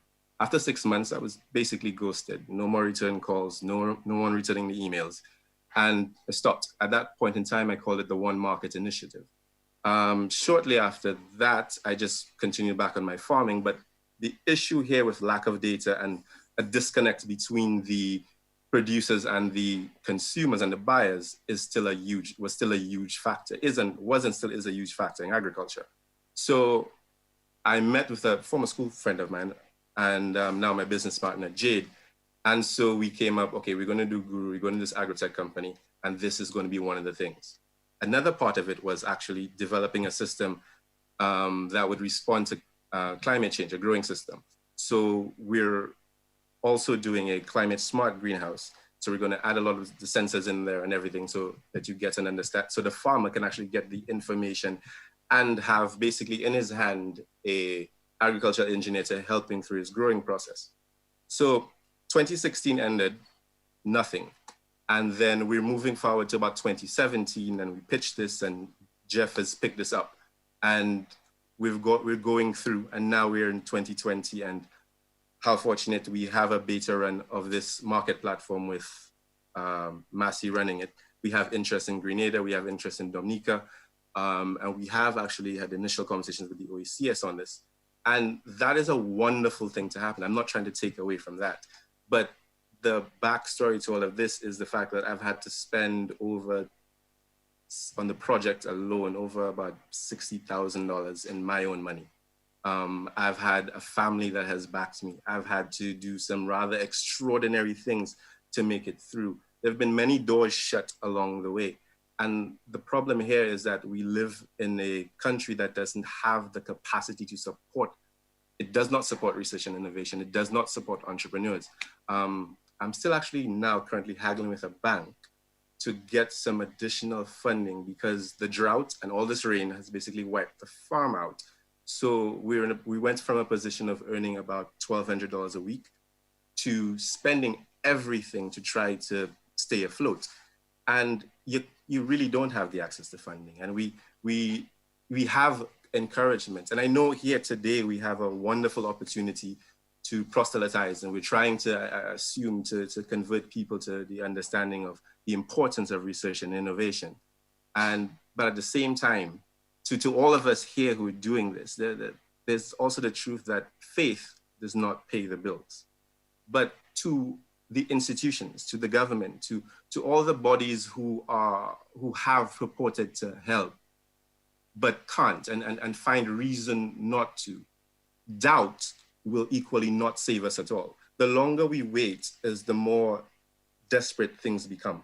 The longer we wait, we become the ones last to adopt, the last adopters, and then we're always behind. St. Lucia suffers from an over $350 million leak of funds. That's for our foods import. The Caribbean suffers from one that's about $4 to $6 billion US a year. That's a lot of money that's just leaving the Caribbean, and we can do something about it.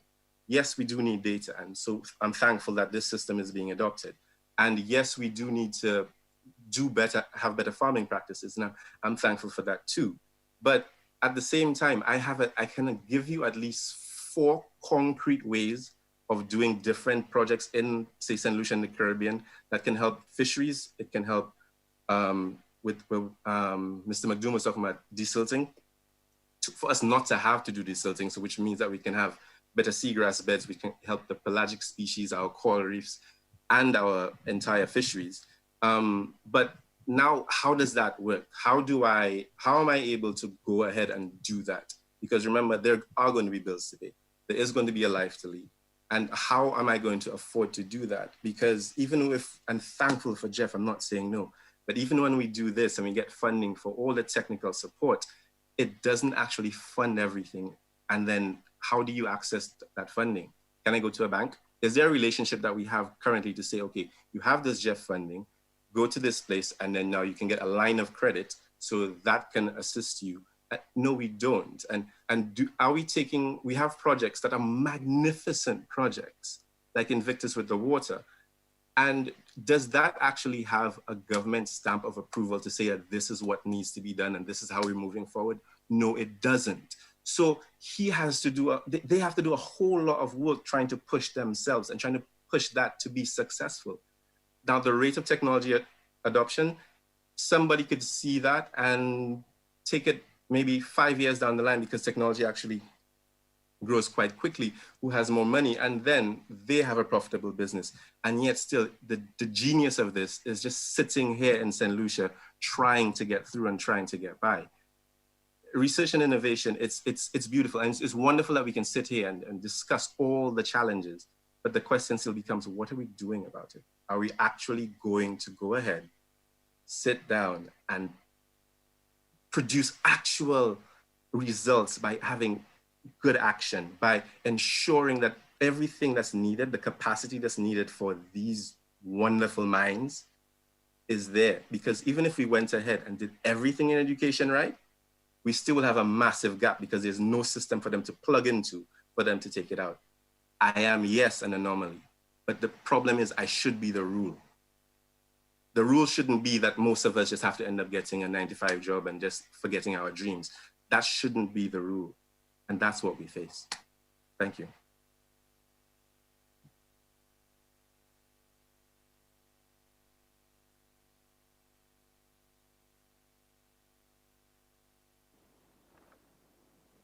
Thank you much, Mr. Mayers. We'll just make a slight change to our program. We were expecting to hear from Dr. Sarah Maston, as you will see on your program, but she is unfortunately not well and won't be joining us. And in place of this, we would like to have some brief remarks from the Global Manager for GEF SGP UNDP, Ms. Yoko Watanabe.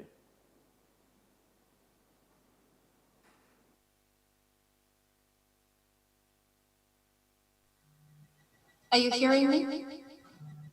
Yes, we are. Yes. Okay, great. Thank you very much for the flexibility. I was supposed to make the remark after these presentations, but there was a conflict. Thank you conflict with other meetings. I'm glad that I'll be able to make this remark now. And thank you very much for the organizers and chairs for this opportunity. To start with, Honorable Alan Chastanet, Prime Minister of St. Lucia, Honorable Gail Rigobert, Minister of Education, Innovation, Gender Relations, and Sustainable Development, luminaries from the St. Lucian diaspora and from within St. Lucia, all members of the Small Grants Program National Steering Committee, and grantees of the GEF Small Grants Program in St. Lucia, and colleagues and ladies and gentlemen. My name is Yoko Watanabe, and I'm the Global Manager of the Global Environment Facilities Small Grants Program, which is implemented by United Nations Development Program. As I begin this short address, allow me to congratulate the government and people of St. Lucia for convening the People's Parliament in the Parliamentary Chamber of St. Lucia. The location and importance placed to this event by the government and other stakeholders represent St. Lucia's striving leadership and strong leadership and commitment in placing people at the center of sustainable development, which is also at the heart of sustainable development goals, and having a truly inclusive approach.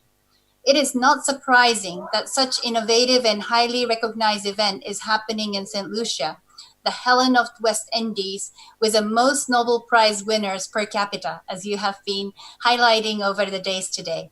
I also want to recognize our own Giles Luminaries, one of the most innovative and experienced national coordinators of Small Grants Program, as well as Anele and his team that has made this event a reality with strong coordination and support from all partners. As we pause to reflect on 2020, the ongoing crisis of COVID-19 pandemic reminds us of what many already knew too well, of the fractured relationship between nature, health, and well-being. Up here in New York, we, like you, are buffeted with these impacts of coronavirus to the economy, society, and health system. Epidemics and pandemics are about more than pathogens. They are about inequalities and global imbalances in the socio-ecological system and landscape which pathogens take root. The impact of COVID is most hard hit among the poor and the vulnerable populations, as you see also in St. Lucia. While a medicinal vaccine to COVID will be the critical immediate step, a nature-based vaccine with enhanced landscape and seascape resilience, meaning a healthy ecosystem, is needed through innovation and actions from the bottom up and from the local communities to address the underlying drivers of pandemic. Ladies and gentlemen, under this context, I wish to note that the Small Grants Program in St. Lucia is doing exactly that, spearheading its way among our global program in promoting and nurturing innovative solutions, as we've been talking the whole morning and afternoon, with local communities, particularly among the vulnerable populations, including women, youth, persons with disability, in addressing the immense global environmental challenge that we face today, including biodiversity loss, climate change, and more. During the 7th operational program of the Small Grants Program, we are seeking to further operational innovation in our program. As you've been talking, research and innovation is not only of the domain of the academic or private sector, but it is concerned to all, and the local communities indeed hold rich traditional knowledge and innovative ideas that should be supported and scaled up. The Small Grants Program is well positioned to take the risk to test and support these innovations from the local communities, including both traditional knowledge and modern science and tools. With a focus on innovation, inclusion, and impact, the Small Grants Program aims to have larger influence and results at the local and national and global levels. The ongoing SGP partner with Microsoft that Daisuke just informed about is one of the many that we are driving for the commitment for innovation. And this is one reason why I have introduced our friends at Microsoft to the St. Lucia program and apply Internet of Things and Solution Accelerator, an open platform to tackle issues related to wildlife, fisheries, agriculture, and many more by effectively collecting and analyzing data for actions. I am so excited with the progress we have made between the Microsoft and St. Lucia program. Under this program, as we just heard from Laura, St. Lucia is working on its first smart fish aggregating device, which will provide the food security, addressing impact for climate change, and marine science research. We're also working on sensor-controlled greenhouse, which Kagan just mentioned, for food production, and also integrating technology into apiculture, as Richard just mentioned. The demonstration and lessons learned from the St. Lucia Country Program will be shared widely with our network and expected to expand and scale up globally. with a focus on innovation, as well as actively engaged in South-South cooperation between St. Lucia and Pacific and many other countries in Latin America and Caribbean. St. Lucia Country Program is blazing the trail and showing pioneer spirit on what and how we can work further with local communities, together with local entrepreneurs and governments in addressing global environment and sustainable development issue. Let me end by once again congratulate the government of people of St. Lucia for consenting to have this event. I also take this opportunity to thank the Luminaries for your participation. It's been enlightening to hear your stories. I'm sure this is a commencement of a bridge to significant exchange and progress for a truly innovative and inclusive approach for sustainable development in St. Lucia and beyond, and we're really looking forward to our further collaboration. I also want to extend our particular gratitude to the Caribbean Youth Environment Network for a very successful Knowledge Fair 2020-21. Above all, our sincere compliments and gratitude to many of the SGP National Steering Committee who are present today, who give their time and expertise so willingly with their dedication and commitment. With these words, ladies and gentlemen, thank you again for this opportunity and all the very, very, very best for the reminder of the conference today. Thank you again. So much. It was good to hear from you for these words of hope and very positive feedback from you. Thank you again. We continue for our speakers, and we'll call on Mr. Vincent Boland. I think he was here with us earlier today, but he has moved on to Zoom. Are you there, Mr. Boland? Hi.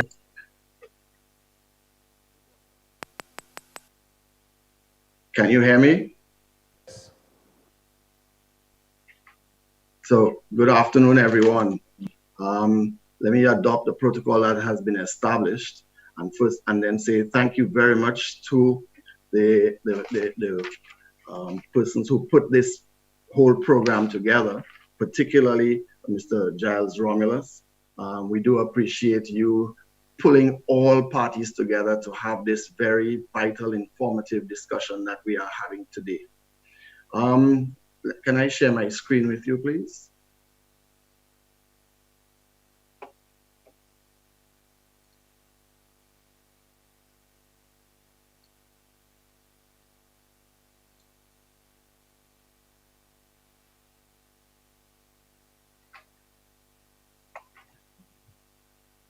So this afternoon, we wanted to be able to, I heard, during the course of the day, a number of speakers indicating where are the funds?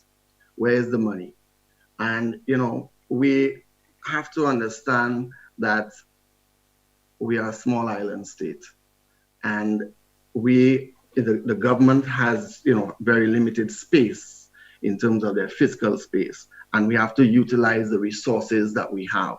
We have seen that we have a huge, vast resource of intellectual capital, particularly by the number of luminaries who have spoken today, as well as other persons, our Nobel laureates, etc.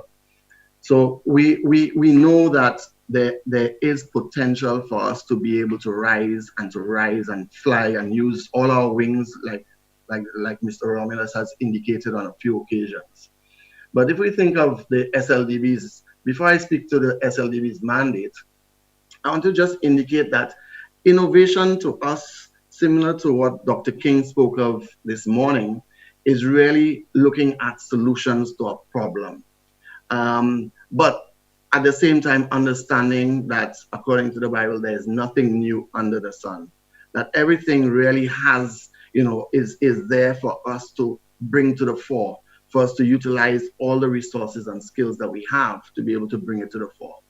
I also wanted to share a quote by Sir Arthur Lewis, where he indicated that the collective judgment of new ideas is so often wrong that it is arguable that progress depends on individuals being free to back their own judgment despite collective disapproval.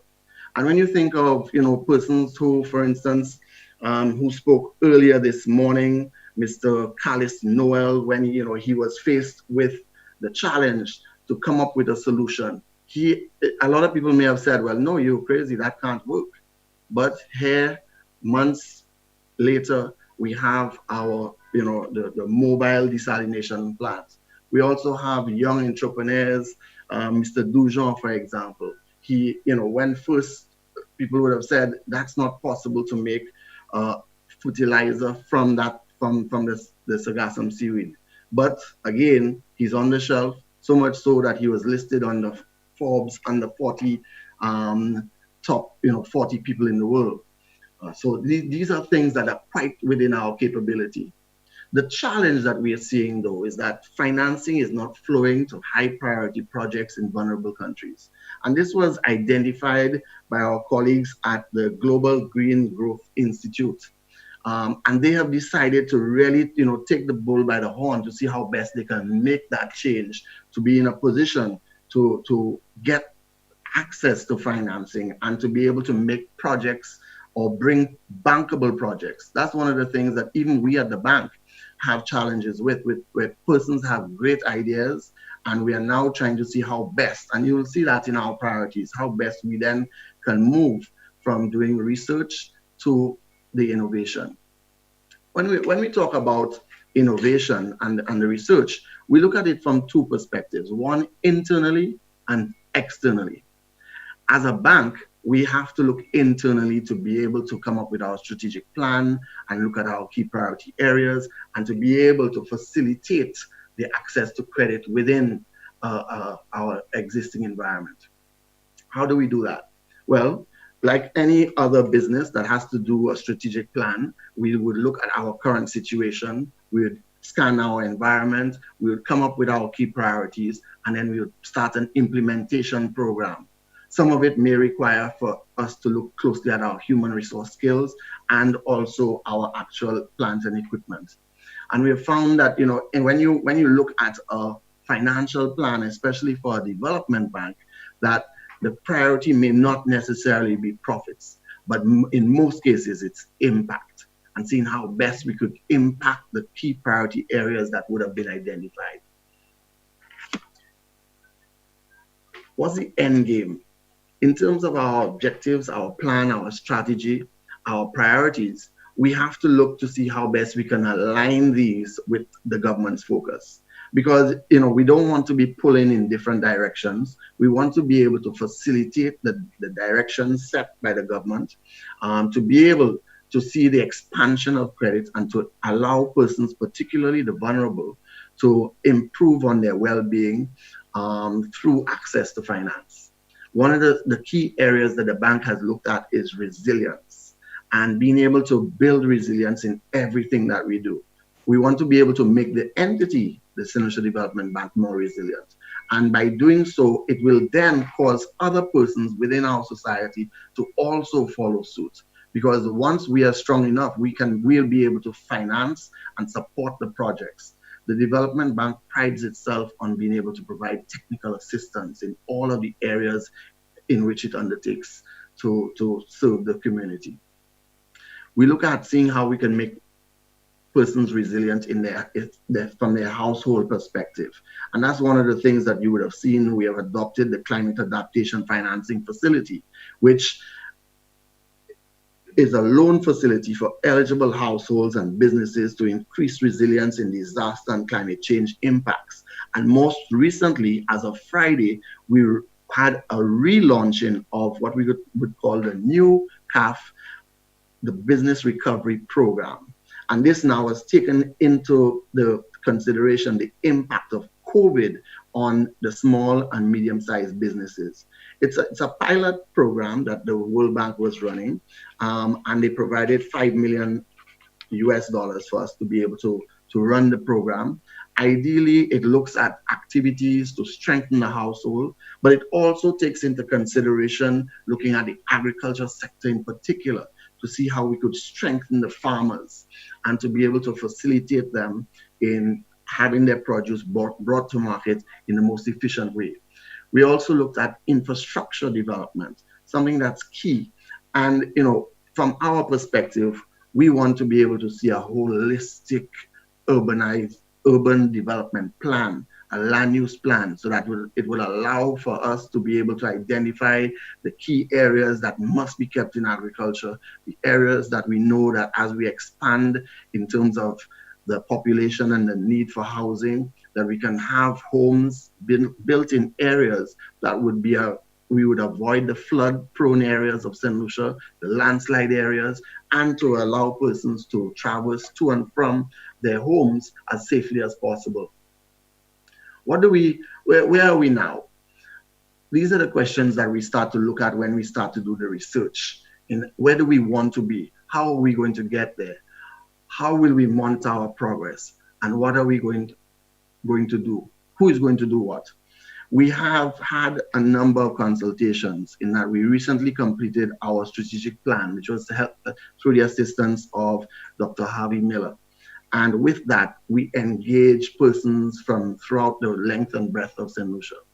In conjunction with doing our strategic plan, we were also able to do a gender policy and action plan, where even the likes of Mrs. Seeley was with us and gave her input so that we could have input that into our plan to know all what we have to do to address the gender equality.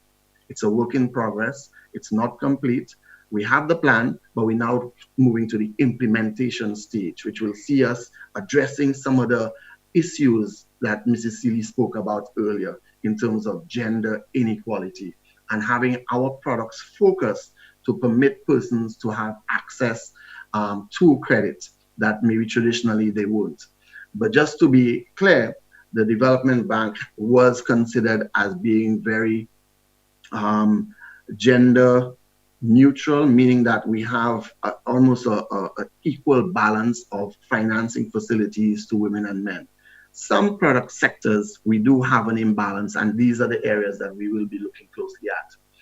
In terms of dealing with our end game in resilience, as I mentioned, we have facilities that will look at improvements in agriculture. We look at how we'll be able to improve households and how we'll be able to facilitate improvements in the manufacturing sector. We've seen where financing for all of the latest technology using greenhouses. We have forming a collaboration with Guru, Jade Hutchinson and his team for us to be able to facilitate the easy rollout of technology within the agriculture field, where we provide financing for the drought and disease-resistant crop. We're looking at soil stabilization and greenhouses. All of these areas for us to be able to assist businesses and individuals to achieve their goals. The climate adaptation facility, I mentioned that. In terms of agricultural focus, part of our research that we had done recently through the World Bank and their funding that they have provided to us via the CAF, we had Dr. Felix Jaria do a comprehensive review of persons within the agriculture sector. Both we held consultations in the north and in the south with farmers and also many stakeholders. And some of the things that he identified that there's a need for intervention, particularly in the post-COVID world, where we will need to see persons storing a lot more of their produce, because if the hotels are not available for the offtake of their produce, we will need to store it, to be able to process it, to be able to use it at a later date. We're also trying to see how best we could improve in the technology and communication, where we have seen recently the launching of a number of platforms for farmers to be able to indicate that their produce, what produce they expect to grow, and by when, the yields, and so that they could have a more standardized approach to their farming. We have seen recently where the St. Lucia Marketing Board has entered into contracts with a number of farmers to be able to say, okay, let me see how I can guarantee you a market, and therefore you will produce what we are asking for. And all of this is looking at, one, improving on our food security, as well as reducing our food import bill. We have seen where there's a need for greater investment in agriculture to become self-sufficient in a few critical crops to begin to address the issue of the same food security, as I mentioned, and also to look at an aggressive backyard farming initiative. You would have seen with the rollout of the new CAF product business recovery program that we are trying to incentivize persons in the form of a grant and loan so that they can undertake backyard farming for themselves so as to make themselves more self-sufficient and resilient. What we have seen is that there's a need for us to use technology in terms of drones and also to develop a national agro-processing industry.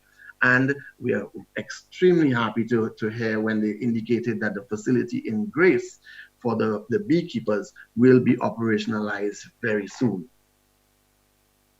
Some of the research that he conducted indicated, the different places and areas that we have under cultivation now for the 7 crop that the government has identified, and the need for us to see how best we can improve and increase on the level of the acreage that is currently under cultivation.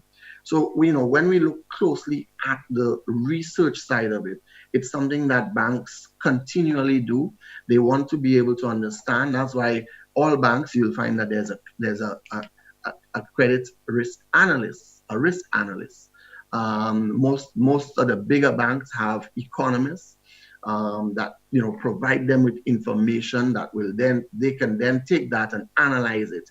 And that's one of the key things that we're seeing recently in terms of data analytics, where we're able to pinpoint what the customer is looking for and to be able to see how best we can facilitate them.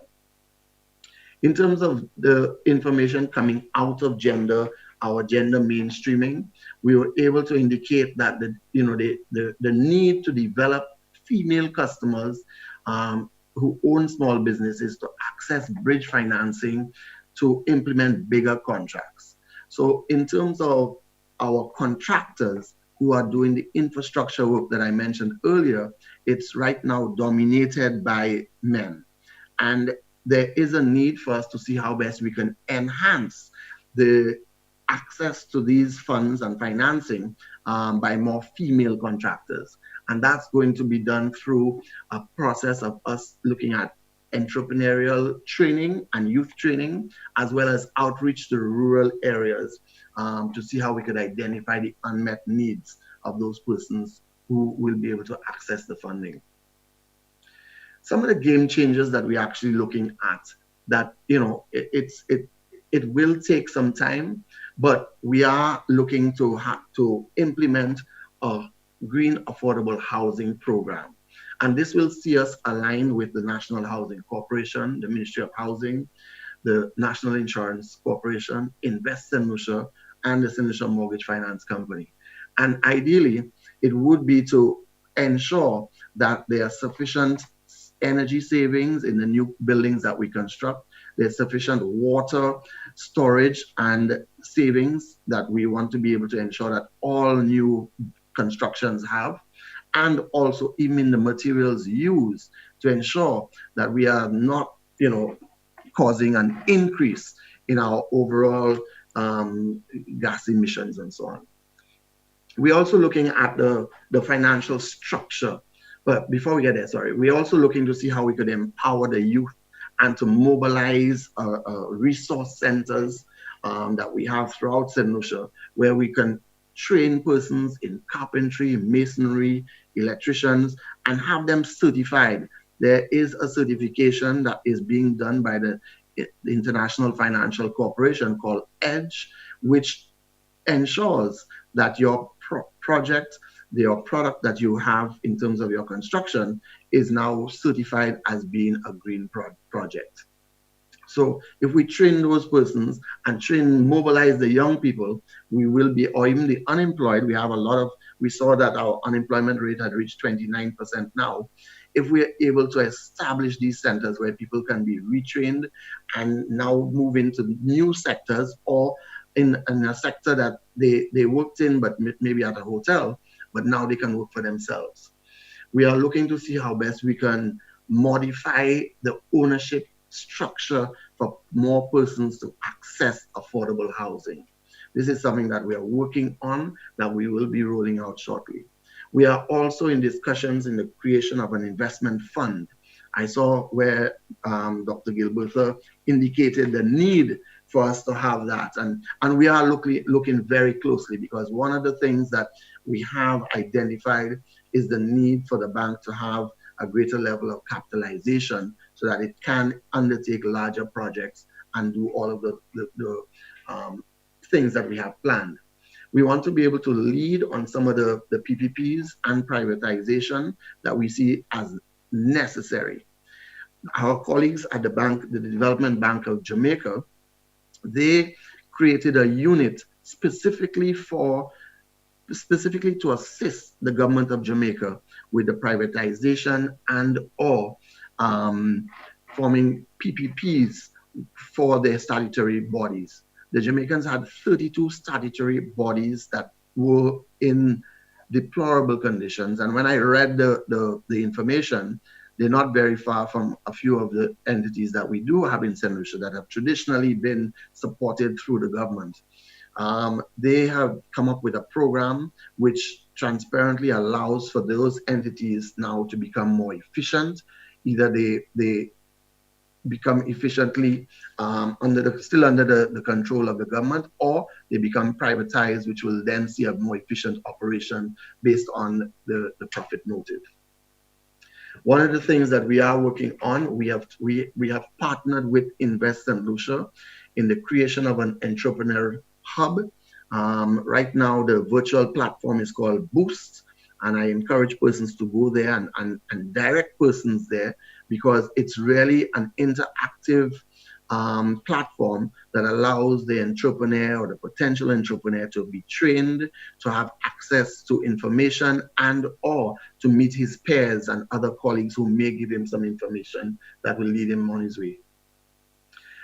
In terms of our linkages and linking our priorities to the projects, we have collaborated, as I indicated, with the World Bank and the Climate Investment Fund. We are working closely with CDB. We are moving forward with both CDF and ECCB in terms of their credit enhancement programs. The CDF, the CARICOM Development Fund, have created the Credit Risk Abatement Facility, which is providing a credit guarantee for persons looking to access renewable and energy efficient projects, and they are lacking the sufficient collateral to be able to do so. Similarly, the ECCB has invited the Development Bank to be a part of the Eastern Caribbean Partial Credit Guarantee Program that will again allow us to facilitate persons who need to have access to credit but don't have the sufficient collateral to do so. We are also working with GET Invest, which is a part of an agency from the European Commission, and they're assisting us in our approach to the Green Climate Fund with a concept paper. We are also working with the Green Climate Fund towards accreditation and are undergoing a gap assessment as we speak. And we're hoping to have the accreditation sometime, hopefully in the new year. We are also looking to partner with the Global Green Growth Institute, GGGI, who are working closely with the OECS in ensuring that entities have access to financing and can develop bankable projects. Locally, we are working with all agencies, the SBDC, the Small Business Development Unit, the South Louis Community College, the Invest St. Lucia, Export St. Lucia, the National Skills Development Center. These are all partners who work with us to achieve the socioeconomic development of the people of St. Lucia. We are also in the process of working with, and I think Mr. Luisi mentioned, the German Savings Foundation, who are partnering with us to do the design thinking courses. So they have trained us, as well as I think members of the chamber, to be able to look and see how we can get persons to have the bankable project, have the business that they want to start, other than moving from just the idea to having a solid business footing. And that's where we are seeing the research that needs to be done, because some persons, when they do enter the doors, they have the idea, but they may not have thought through all of the processes. The Development Bank stands ready to be able to facilitate persons in being able to access credit and to move from research to innovation. We continue to applaud Mr. Giles Romulus and the Small Grants Program, and we continue to provide our support. Thank you very much.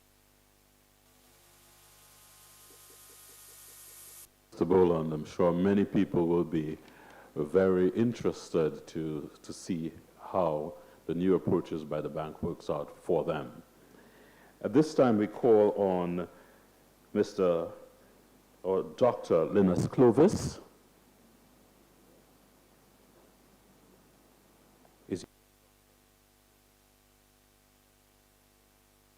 Move on to Ms. Anya Edwin, who will speak on the interests of youth.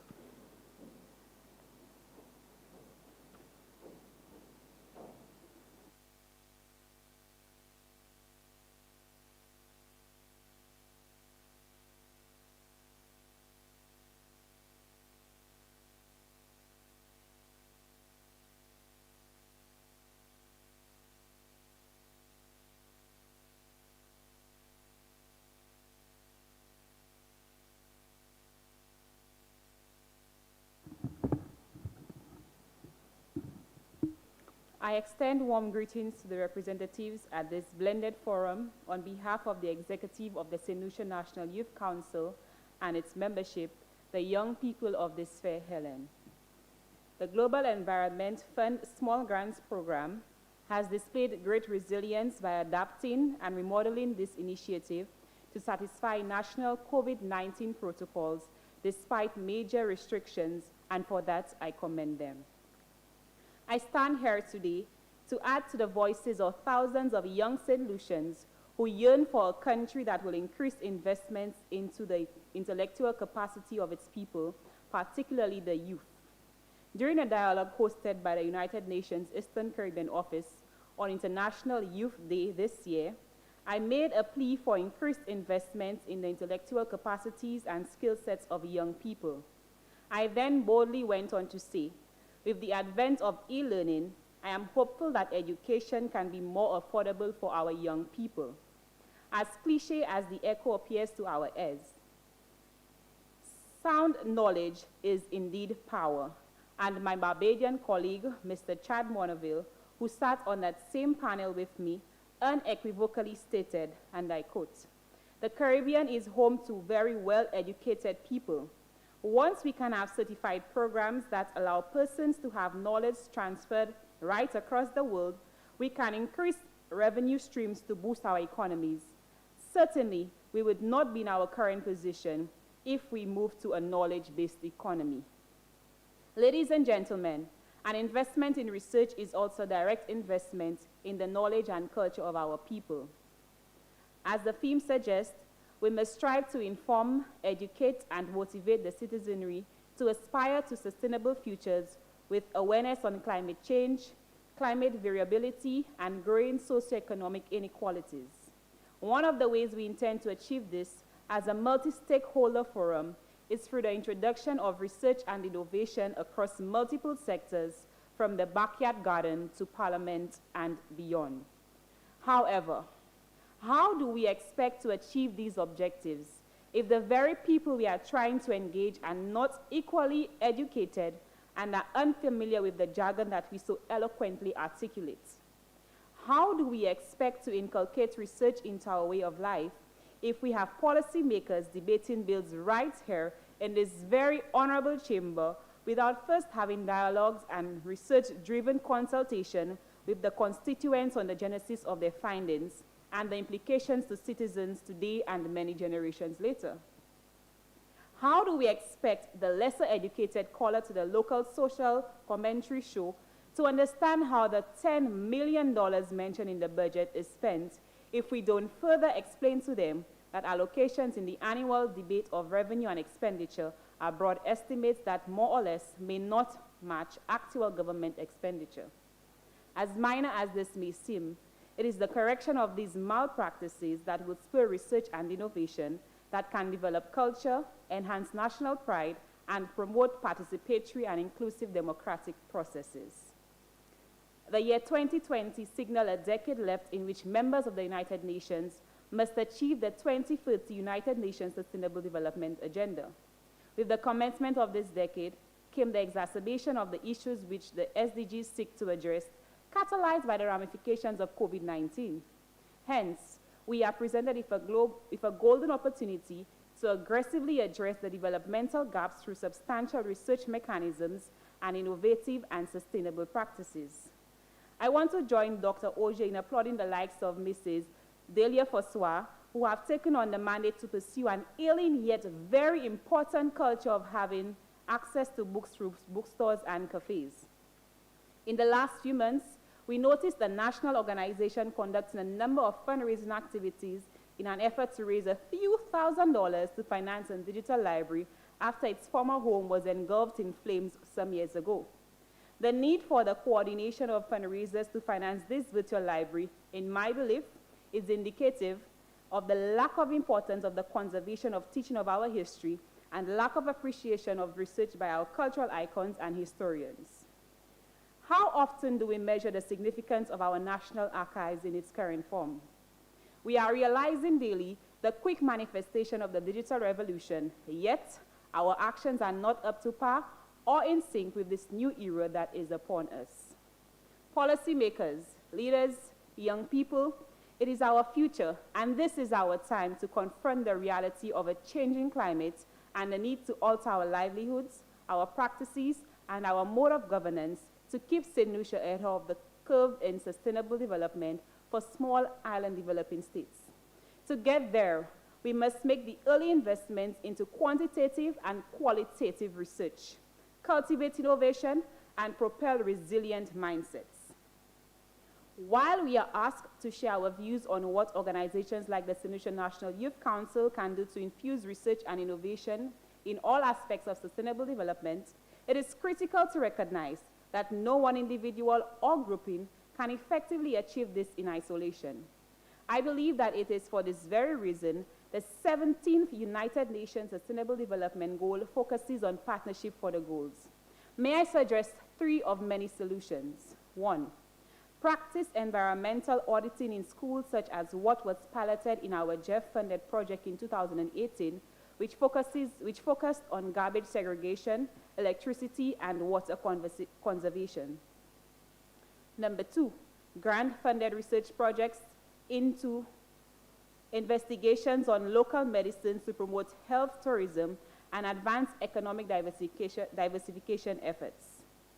And thirdly, coordinated interventions with community-based organizations like the National Youth Council district branches to pilot conservative practices such as rainwater harvesting and backyard gardening to reduce the demand on potable water supply to rural communities and encourage food security and organic farming. In terms of variability, it also means that we must continue to create or work towards educating or creating careers that are aligned with the new reality that we are faced with. Encourage young people to further studies in climate change, sustainable development, and other research and innovative centric and region-specific fields of study. This will assure us that we have St. Lucians equipped within every aspect of our sector to ensure the implementation of sustainable practices in the public and private sectors. With this backdrop, I wish to highlight and commend St. Lucia's youth innovators. Although Dr. Fletcher mentioned a few earlier, I just want to add the Junior Achievement Young Leaders winners and participants over the years, Keegan Patrick, Shagon Rosary, and Divi Frederick from Optronics, who are working towards creating an indelible impact in the field of robotics and artificial intelligence. And there are so much untapped, innovative young talents in the area of arts and culture, ranging from comedy to singing, dancing, sculpting, and the list goes on and on. COVID is a stark reminder of the need for cooperation across borders, sectors, and generations. We must utilize the passion, creativity, innovation, and education and talents of young people at every policy level, including in this very chamber, when Parliament is in session to play an active role in devising sustainable solutions in the development of our country. I wish to end by calling on young people to take advantage of the knowledge presented during this fair and the availability of funding to support your innovative ideas when that time comes. Thank you.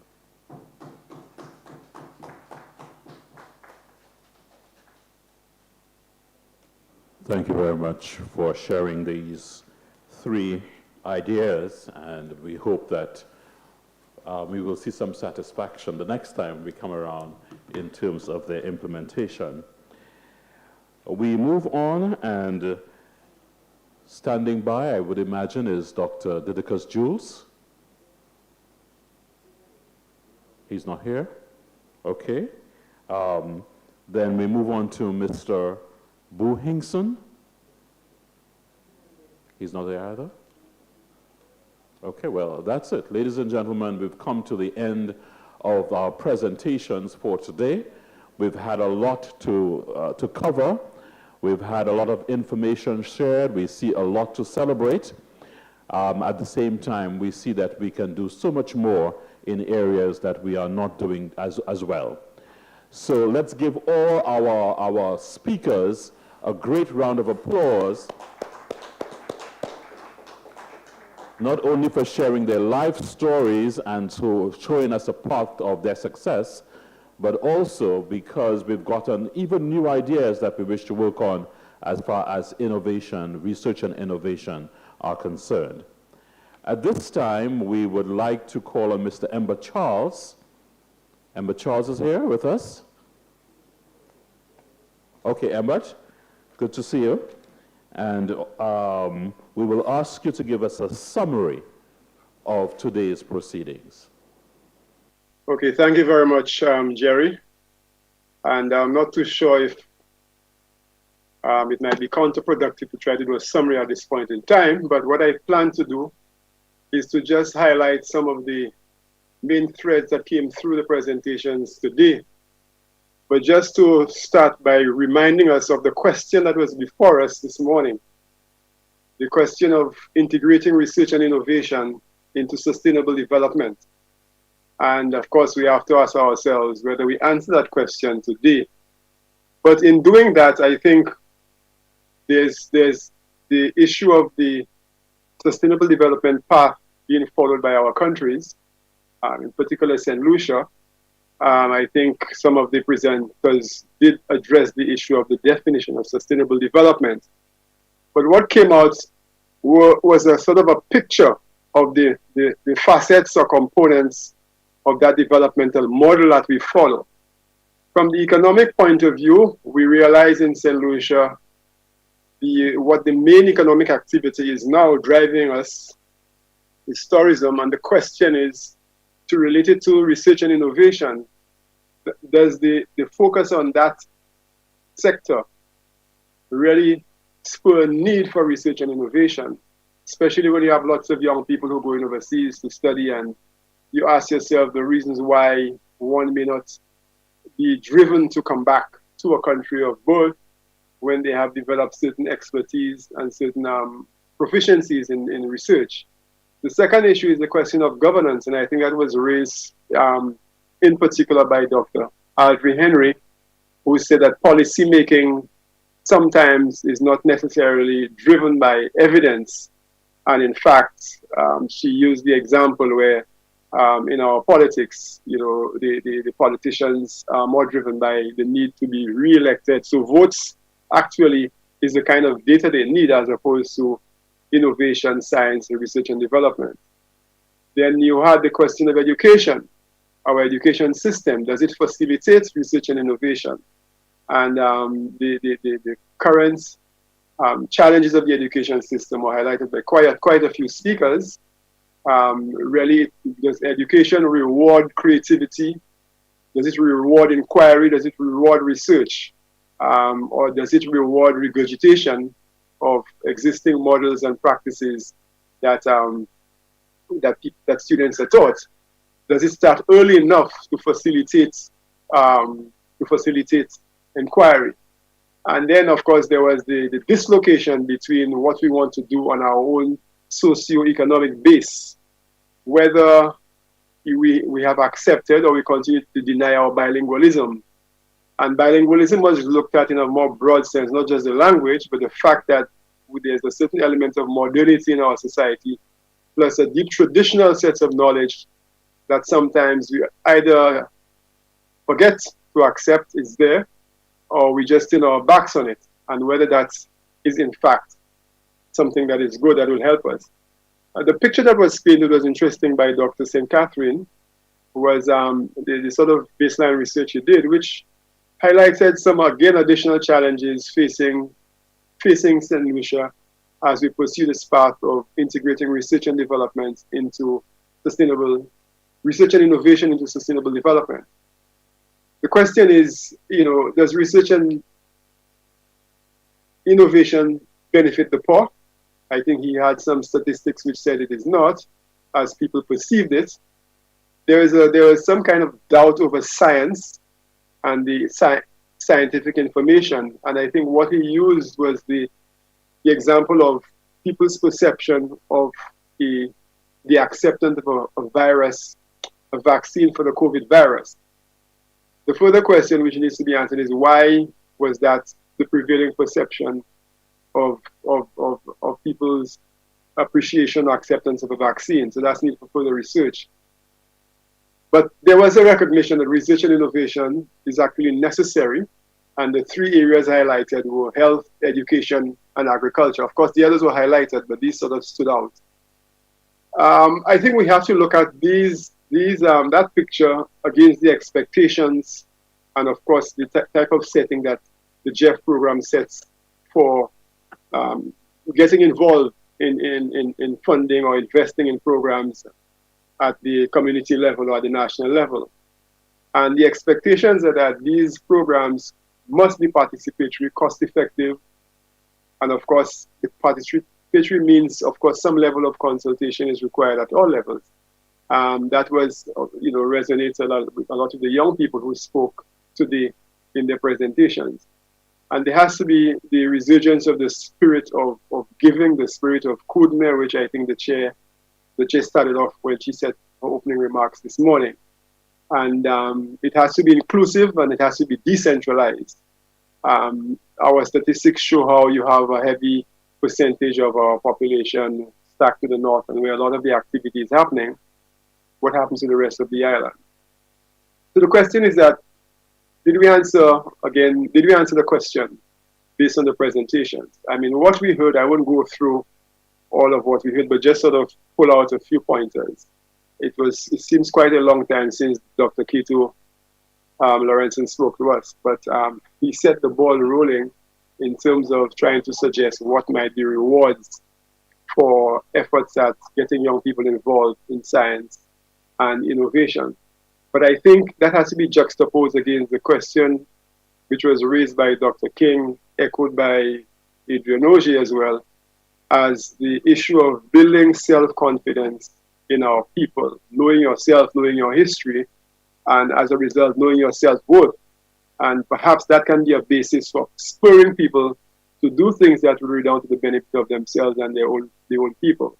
The stories we heard from all of these young St. Lucians who are doing research overseas is to overcome these challenges that confronted them. But to do that, they had to be confident. They had to know who they were, why they were doing what they were doing, and perhaps these are the questions we need to answer as well. We heard that research must address basic needs in our society, must address well-being, must address issues of rights. It has to be transformational. It must address the issues of gender or participation on gender-based participation and the issue of ethics. It must reward creativity. It must lead to change, and also in the question of the economy, research and innovation is key to business survival, as was presented by the people who are involved in the private sector. In the presentations, looking at some of the innovations, the projects, the services such as the bank, the Eden Herbs, and also I think the presentation presented by Carlos, Invictus and company, you realize that these are platforms for using as examples for what can be done and how collaboration can take place to fund the research. But there has to be a sound policy, a sound infrastructure, a sound ecosystem for research, as was highlighted by Dr. Keith Nurse when he spoke about the disparities in funding of higher education and the sort of percentages required from GDP, relation to GDP, to fund research and innovation for any kind of change to happen. We would know some, for instance, that the World Bank has accepted some of the data coming from some of the academic community and also from other institutions. For example, that if you invest or you expand your broadband by about 10%, it probably leads to a 1 to 2% growth of the growth in the economy. So there has to be an understanding of the relationship between investment in innovation and growth in the economy as well. So the infrastructure, the budgets, the incentives, all of these are necessary. And I think one of the threads resounding was the question of the education system. We need to tackle that. We need to ensure that there's the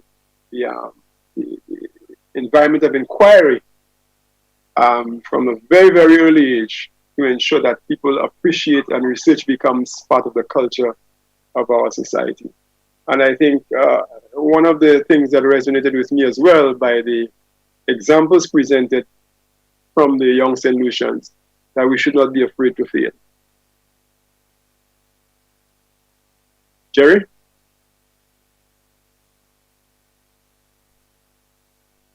Yes, Embert, job well done. Thank you very much. We move now from a summary or highlights of what happened to what will happen next. And we call on the National Coordinator, Mr. Giles Romulus, to lead us there. Thank you very much, Jerry. Colleagues, let me thank you for being here. It's been a long day, a marathon.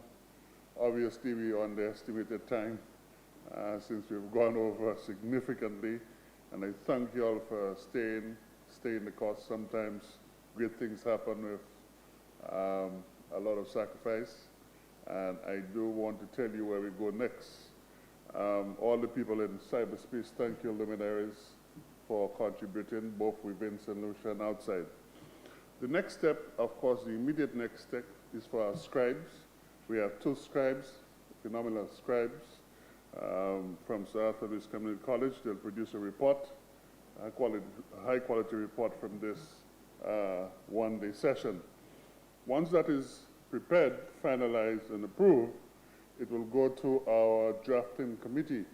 And that drafting committee comprised of Mr. Clinton Springer, Dr. Stephen King, Dr. Ezra Jean-Baptiste, myself, and a member of CYEN, Ms. Nalia Mahal. We will pull out of that report what we would like to call a Hiranara Declaration on Research and Innovation. That will be crafted into a kind of synoptic document that will be circulated again around St. Lucia to all organizations, both civil society, government, and the private sector for comments. And we are likely to give anything from a month to 6 weeks to comment and to feedback to us. Once that fed, of course, everybody in here will also receive a copy for comments as well. Once the comments are fed back to us, we'll finalize it, and the idea is to officially submit it to our decision makers and policy makers, not only at the governmental level, but also at the private sector, CSO level as well. We are hoping also to use that declaration to launch a competitive R&I project, and we are going to invite civil society organizations to come up with an idea that has a pair of rings and a landing gear. And Laura, that is what you're missing. A pair of wings and a landing gear. So it could be funded in real time, and we could see the results to improve our country. So this is how we are going to go, and that will take us well into next year, seeing that we're coming into this Christmas season. I want to wish all of you all a, well, should I say early Merry Christmas to all of you. Peace and goodwill and cheer. For those of you in North America, take care of yourself. We want you to be healthy. Stay away from the COVID. For those in St. Lucia, let's do the same thing. And I wish everybody a pleasant good evening. And I think it's left for me to invite the member of NYC, I think, to move the vote of thanks, and CYN, sorry, to move the vote of thanks. So thank you again, everybody.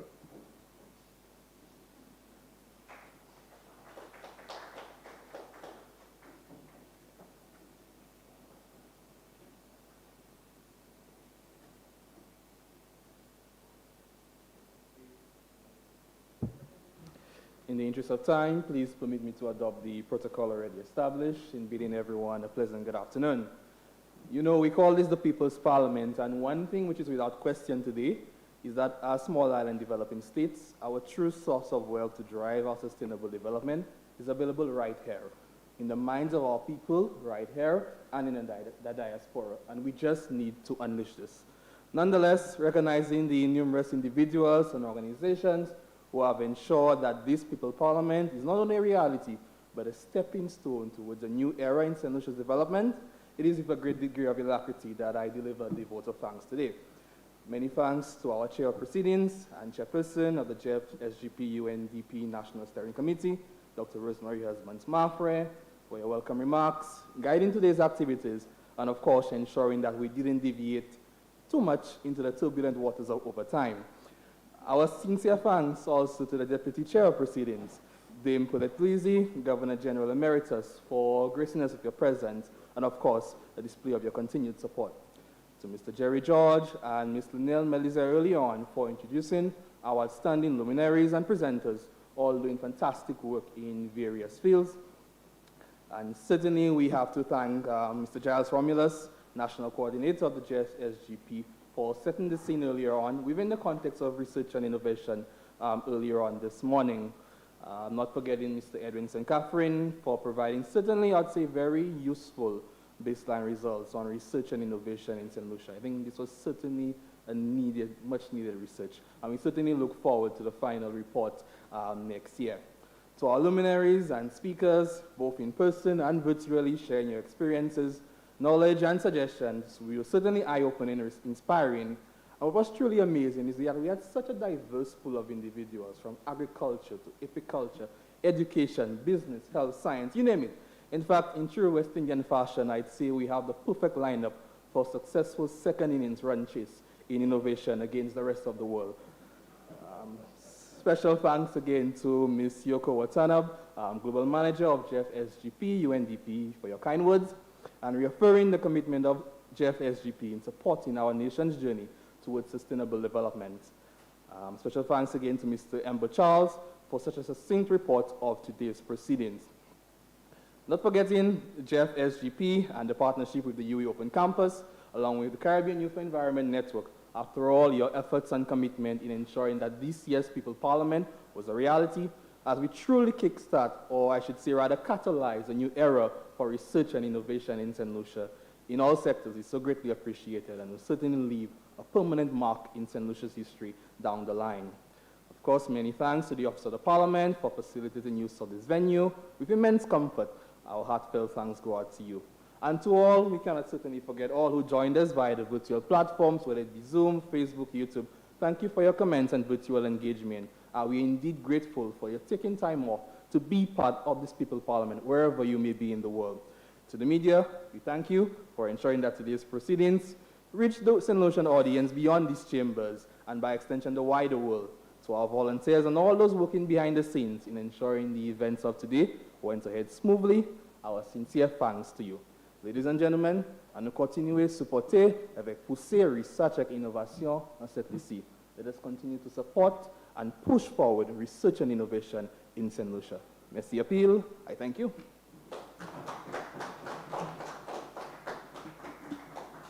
As we have come to the end of our day's journey, I would just like to tell everyone there is lunch available in the same lounge that you had your break, so please grab and go. Please take your lunch package before you leave. Thank you.